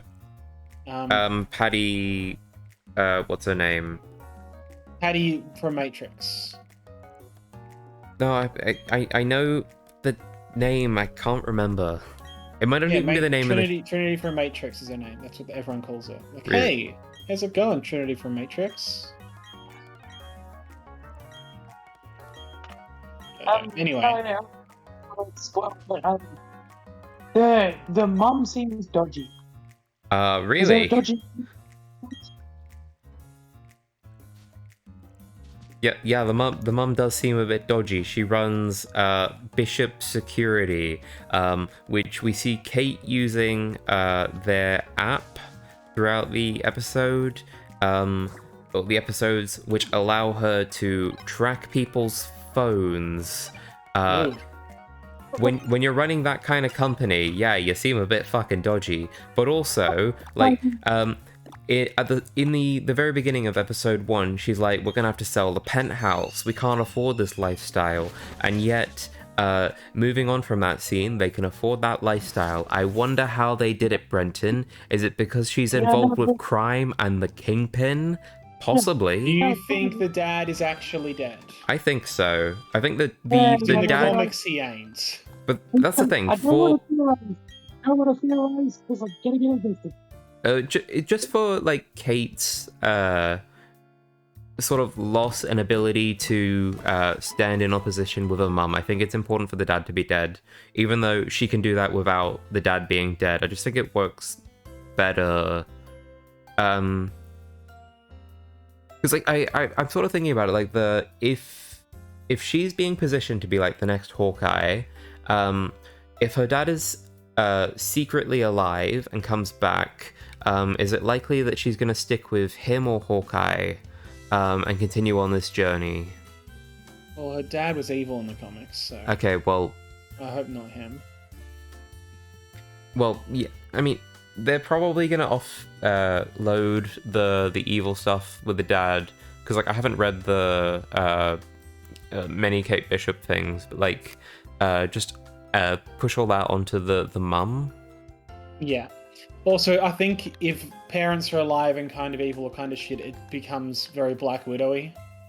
Can we make yeah. Brenton watch Cowboy Bebop and get mad about that? Wait, the live action? Yeah. I wouldn't want to curse anyone with that. So I've heard they make some weird decisions. Nothing as weird as making the Weeping Angels CIA, but you know, their own weird. I did see people who actually are enjoying Flux still say, didn't love that episode. I'm like, okay. I've seen the opposite of people who... Yeah, I haven't seen anyone but me and Cancel criticize it at all. Oh, I mean, He hasn't sorry, seen hold us on, either. every Yeah. other person I've seen on YouTube has said they like it. I don't get Yeah. it. People are dumb. Maybe we're wrong. Maybe we missed something. What? No. Oh, it is No. the children. I think my opinions on media for the past like 2 years have been pretty on point. Yeah, I agree with all of my opinions.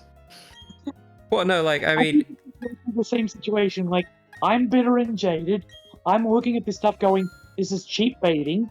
I'm not falling for it. And other people going, but it's fun though. I'm like, it probably is fun if you turn your brain off and don't realize that Chibnall has failed to do this twice already. Like, it's going to crash and burn. And Yeah. I don't think anyone wants to believe that yet. So they're like, oh, that's fine. You know, you don't know yet. You don't know. I do. I really do. Yeah, I still think it's so dumb that the TARDIS crack thing isn't even part of this storyline. well, it's gonna be. Like, we're teasing it so hard already. No, they're not. They're not teasing it They so are. hard. They're teasing it very No, lightly.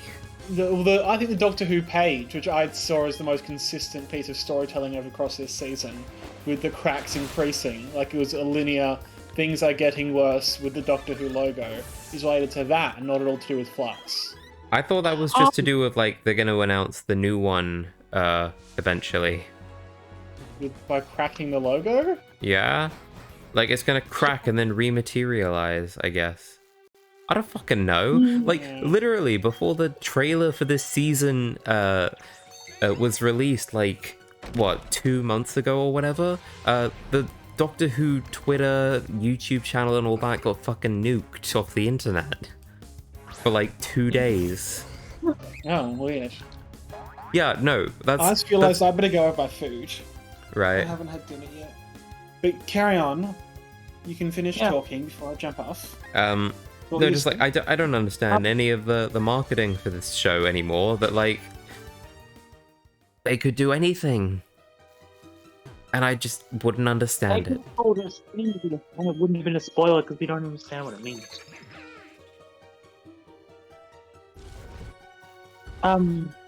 Brenton, other than Hawkeye, what have you Yeah. What do you enjoy these days? Also, These not days, including Brandon Sanderson interviews. Something else. Something that isn't part of a franchise. No, that's why I'm going. Franchise There and isn't any- content. I actually enjoyed 2 jokes in The Simpsons recently. Oh, which Watching that, ones? that's my switch off thing. Well, there's one where Lisa's reading To Kill a Mockingbird. Oh, And Homer says, "Oh, you have to realize that was written a long time ago and is set in the Deep South. All that horrible racism you're reading about is now everywhere."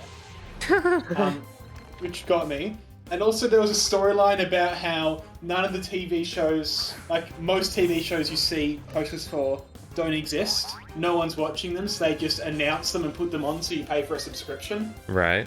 And it's like, no one would make this many shows, it's impossible to watch them. We just say we're making them. So we get your subscription. Which is it's pretty fun. Yeah, that's the kind of the interesting thing of apparently there was like a subscriber retention survey thing going around for Disney Plus, and the majority reason for why people are subscribed has been Marvel content, of which there's been what 4 shows and now 2 films on it. So it's like, oh, if that's what's sustaining them like 2 years on, Jesus Christ.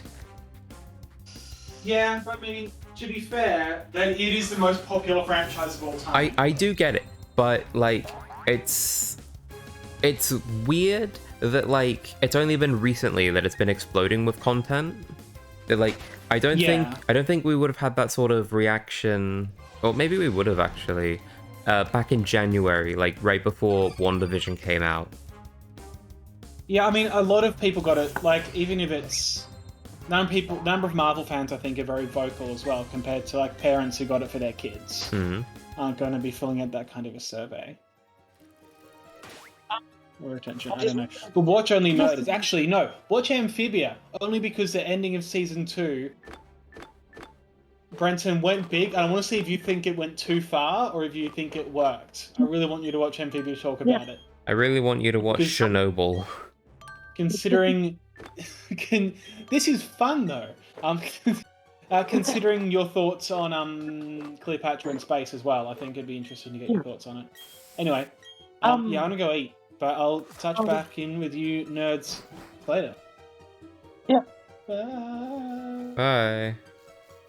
I was gonna say, I felt like I haven't watched anything good lately, because that's why I'm frustrated about it. It's like I'm trying to keep up with all these franchises. They're all Yeah. either before or like I haven't even gone near like the Terminator franchise or Jurassic Park because I just know they're long gone. Yeah. I don't care to see the new Ghostbusters. Yeah, I think that's been it. Like that's the other thing is I'm waiting for people to tell me it's really good because I'm like otherwise I can't be bothered. I just don't care. What's the thing? You might just need thing that you recognize, and I'm gonna go see it now. I'm done with that. Even though I'm still watching Doctor Who, I present myself for watching it. Like that's the frustrating. I'm like, yeah, why do I watch it? Well, because you just want to understand. Like, I want to. It's actually just a social experiment now. It's like people still seem to be enjoying it. How much worse can this get before people catch on? Will people catch on? Will we get to the end of this and people will think it was good? Because I think there's a rose-tinted glasses thing happening. People seem to be watching it like it's in a vacuum. Like, I haven't heard anyone talk about how the first 2 seasons were terrible, but, you know, this one's somehow saving it for better. What? Like, I've seen that. Like, oh, have you? Yeah, I've seen people go like, sure, the first 2 seasons weren't very strong, but like it's really good that Chibnall is finally writing like a serialized story and actually playing to his strengths. Yeah. So like I've seen that admission. Sure, yeah. Actually, yeah, no, I've heard people say that, but I haven't heard people explain why this is an improvement of past 2 seasons. It's just like people saw Timeless Child, the last episode of the last season. And then when I'm glad this season's about that. It's like, yeah, the presentation's awful. It does seem to be like, oh, the Weeping Angels were in the episode. They were used like Weeping Angels. And, you know, the show's one big arc. And I'm like, it's really not. And it's confusing. And Yeah. all these things. It does seem to be like people have filled it in with whatever they think is going to happen at the end of it. Or they're just going, well, it's a big mystery, we'll find out. And it's like, yeah, something critically is just lifted. Where I feel like, and I may still be wrong.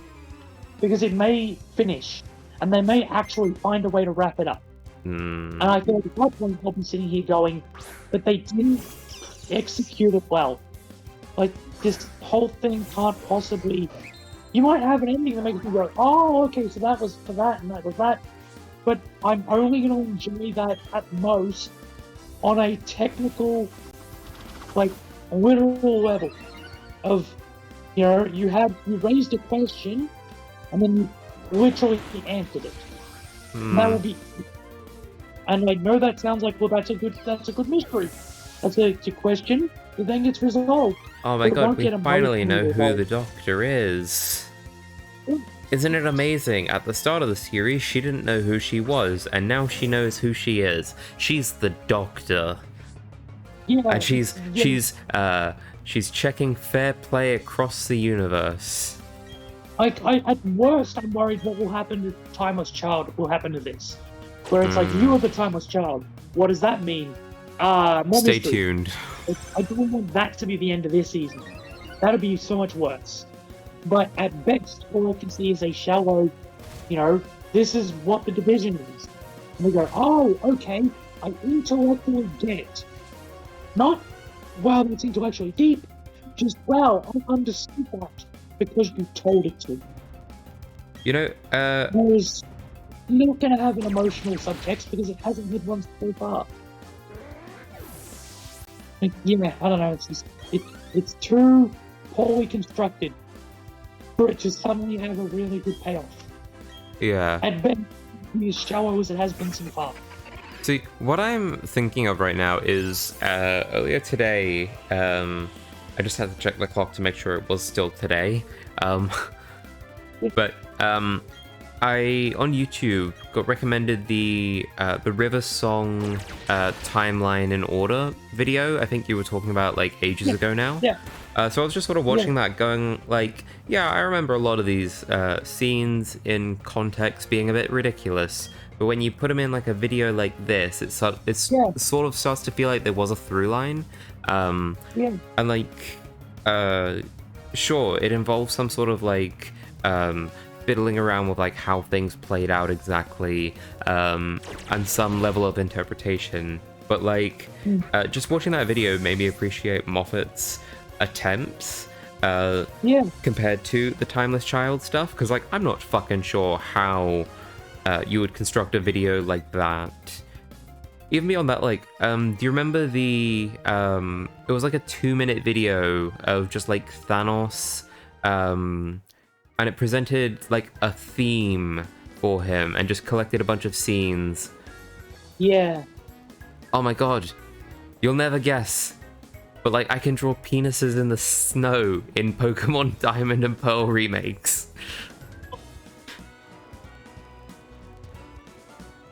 This game is for fucking kids. I can't believe it. It's gonna be really embarrassing to go from drawing penises in the snow to going like that really deep video of like Thanos' journey in the MCU, of like his journey with like clips of like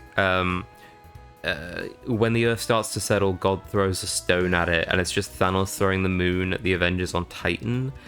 Like, how I don't know how you can construct a video using any of Chibnall's stuff to construct a consistent through line.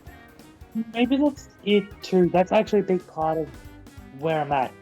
Is like, it's like when, you know, Pixar was trying to be a game, and then Cars 2. And it's like, the current Chibnall era is Cars 2.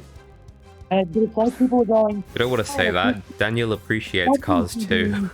But it's like, it feels like people are, sure, judging it on its own merit, which is, I guess, a good thing. Like, they're not trying to compare it to Davies and Moffat.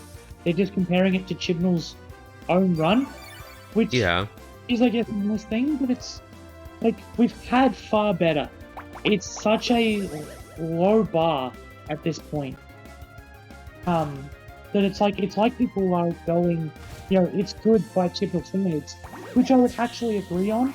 There's more energy in this season than the last 2 seasons, but that's not much of a up push when it's still so a low bar. Yeah. I'm gonna say, in terms of like stuff I have been watching lately, I really got into House.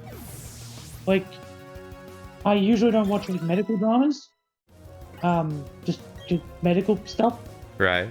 But like actually seeing like his characterization and the way he solves problems, he's always got like difficult dilemmas going on.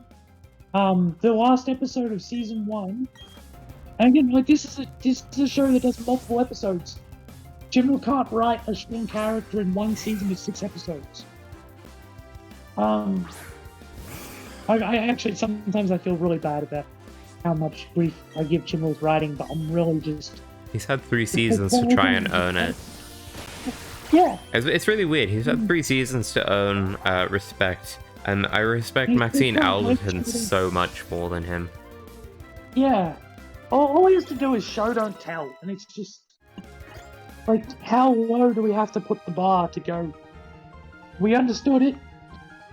We understood it because he told us what the plot is. Huh. But literally in the last episode of the 1st season of House, it's him telling a bunch of school students, medical students, all these medical students are still at school. You are correct. Yeah. Like, there's these medical students, and he's giving all these cases to them. And because he's House, He doesn't want to be there. He doesn't want to take their questions. He couldn't care less if they understand it, because his main philosophy has been everyone lies. Like, they'll lie to protect themselves, they'll lie to hide what their illness actually is. Like, one guy actually said, I got bitten by a snake, and it turned out he'd been bitten by his dog, but he didn't want his dog to be put down. So he just told them he'd been bitten by a snake in hopes they could fix it. And he's asking these questions, and because he's being very gruff, he's being exactly true to his character. Where the students are going, what's this guy doing? Aren't we meant to be learning things? And he's trying to teach them, whatever medical school teaches you, when you're in the field and you've got 5 seconds to figure out what's killing you before they're done, you don't have time to remember all these rules and theories and such. And then he's telling this one case. So they've interweaved like 6 of these different cases, and he keeps going back to this one case every so often. And that one case turned out to be the case he couldn't solve, and he was so frustrated with himself. He's been berating these students, trying to get them to solve it. And then his co-workers, who we've gotten to know over the season, come in and start grilling him because one of the cases was him. Like, all the cases had a amputee, like, cut the leg off theme. And people were like, oh, why is that? The answer in the episode was given. It's all... You can have multiple examples of the same symptom, but they can all be different elements. And because House has been limping all show, it's actually a nice reveal when one of them is him. You're like, oh, right, so they had to either cut off his leg or give him medication, and he, like, refused to deal with it. And so now it's personal. Like, now all these interweaving scenarios have one tying theme that is, why is House the way he is? Right? Character and character development. And we've been getting, like, snippets of, why he is the way he is all season. He went on a date and rambled on how the only reason she was with him was because he was broken. Earlier in the second season, he mentioned that he hired someone because they were broken. Like, there's been constant themes weaving through here. This is a whole season, not just 6 episodes. And then you've got, he finally realizes he's out of time and wanders out of the room. And it's just like, all of those little plot lines wrap up. It was still easy to follow. It wasn't like, wait, what's going on with that one? Because at the end of the day, we went, right, yeah, there's that thing with that amputee and that thing with that amputee. But it all comes back to House. And that's when I went, oh, this must be the season finale. Because, like, that feels like a finale thing to do. But when I was looking at that, I was like, in one single episode, they had, like, 7 different plot lines. All based around one core character dilemma. And one big emotional moment. And then I thought back to Flux again, and thought in 6 episodes, we have not had anything that deep. In 3 seasons, we have not had anything that deep. Chibnall has multiple side characters and multiple plot lines going on, and multiple mysteries, and not once has he bothered to develop any of it. And I find every franchise is starting to go the empty mystery box route. We literally complained about this back with Force Awakens. And it's like every studio now has gone, cheap mystery. That's how stories get developed. Just bait, bait, bait, bait, reveal as resolution. And I'm tired of it. Yeah. Oh, Individuals need to tell their own story. Yeah, you know what that sounds like? Sounds like it was written. Anyway, to answer Rira's question, so because the grid, when you're using the control stick, I don't know what the thing's called, but like, it's not locked to a grid. when you're using that. So you're able to get to that position and then angle yourself so you're walking diagonally and just sort of cheat your way up the stairs. It's not meant to do that, but I saw it on Twitter and I was like, I'm gonna try that.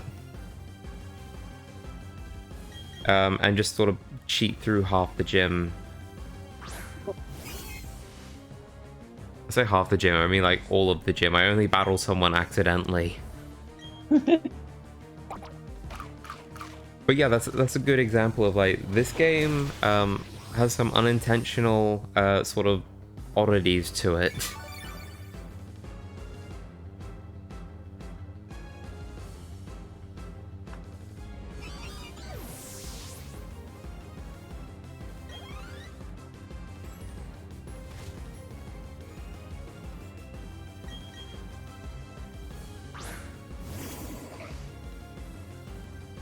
It's interesting now to think about it, you're already finding exploits. Well, as I said, I saw that on Twitter, so I can't be. No, but how long's the game been out for? A week? It's a week How now. quickly people usually find exploits. That's the thing. I don't think people have been finding these. In that like they've been looking. I think they've just sort of accidentally happened into them. Yeah. I've been sharing them on Twitter, going like, "What the fuck just happened?" And then my favorite exploit now is the one in Breath of the Wild with was it the sword guys? Yeah. What The are they called? ninjas, Yeah, the Yiga and they like clan. steal the Master Sword. Wait, what? Someone worked it out. Right? Have you not heard about this? Someone worked out if you go to the clan place during the only time in the game where you can go there, Right? Yeah. and a wall, you can like do a bunch of tricky stuff to get the clan guys to follow you. You click back out of the wall, so they teleport outside where you are. And as long as you're within a certain range, and you're elevated, they will teleport to you. Huh? You can actually like speed up the travel, and jump. They'll teleport closer to you. As long as you keep enough of a distance, you can travel all the way up the mountain and all the way around to the Master Sword. At which point they stop attacking you because that area nullifies like enemies, but you can then get them to follow you because they are compelled to pick up items. So if you drop like bananas in front of them, you can basically break them to the Master Sword. At which point, because they steal items, they will steal the Master Sword. It takes hours apparently. And I'm like, I can't believe that.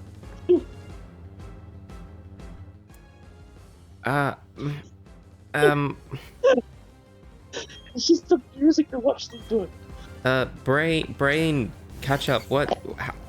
Huh? How did they discover this? I think, like you were saying, I think by accident. They didn't actually explain how they figured it out, although they did mention they had like a whole team of people.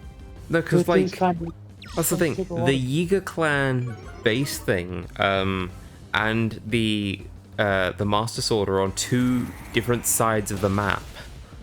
Yeah. I think it had to be a progressive thing. Like, someone at some point accidentally clicked through a wall.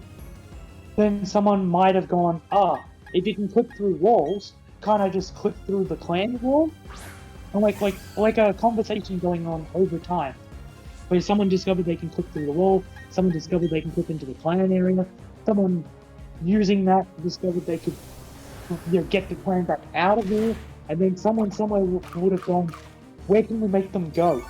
And then would have slowly tested that. As like, oh no, hang on, we need to elevate, otherwise they won't follow, or... Because, I mean, a lot of times they would have just died.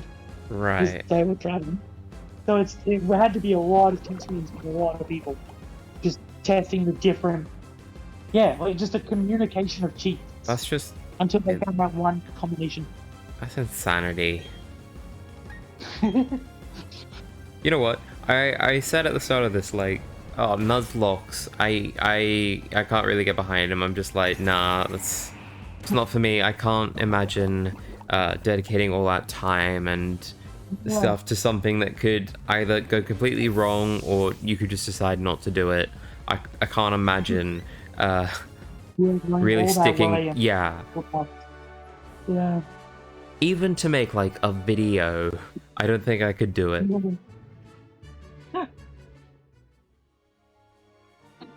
Anyway, now that I have... Wow, that's really impressive. I remember when I play Diamond, Pearl, or Platinum, or whatever, usually it takes me a lot longer between the Steel and the Ice Gym. But, like, that was, what, 20, 30 minutes? Maybe? Okay, that might be an exaggeration, but, like, it feels like it's been just, like, a short time. And I'm really trying to figure out how did I get that fast. I am speed machine. Wait, how many days have you been playing this for? This is the third day I've played it for. Okay. So I was like, you're almost all the badges.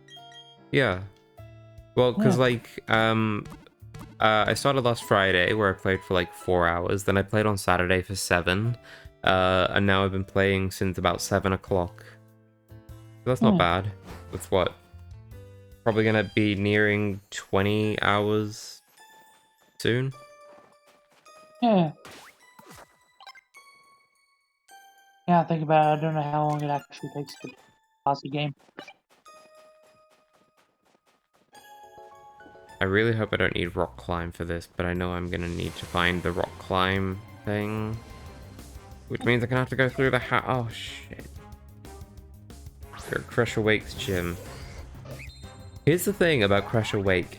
When you see his 3D model, is the white thing his hair, or is the black line on the top of his head, under the thin strip for his mask, his hair? Wait, which guy? Crash Awake, he's the water gym leader. No, what the...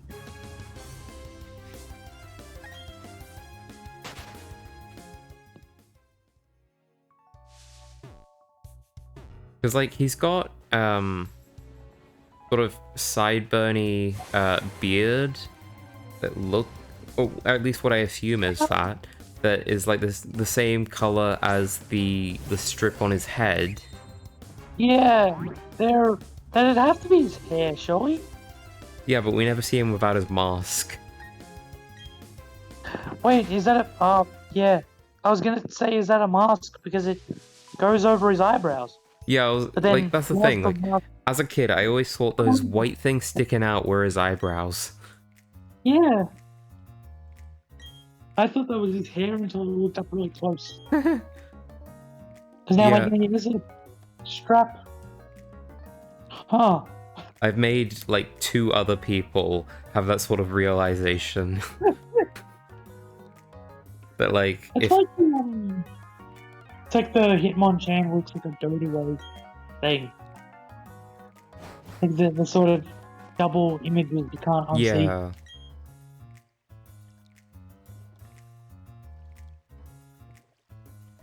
I'm just thinking I might stop for tonight now, because I'm just thinking, what's the story content next? I've got to go to the Evil Base in Veilstone, then the Spear Pillar stuff, and then it's just the last gym and the Pokemon League. Yeah, so either I do all that tomorrow, or I split that up into 2 parts and do them separately and just have shorter streams, probably. But yeah, I'm probably going to wrap up now. Right. I mean, if you still want to stay on a call and chat, I'm fine to do that, but... Yeah. I'm gonna do that in both terms. I'm gonna have some food and go to sleep. Oh, fair enough. Well, goodbye, stream. I shall be back, probably tomorrow. If not, I shall be back probably Sunday. If not, probably Monday. Who knows? It's a lottery with me. Anyway, ciao.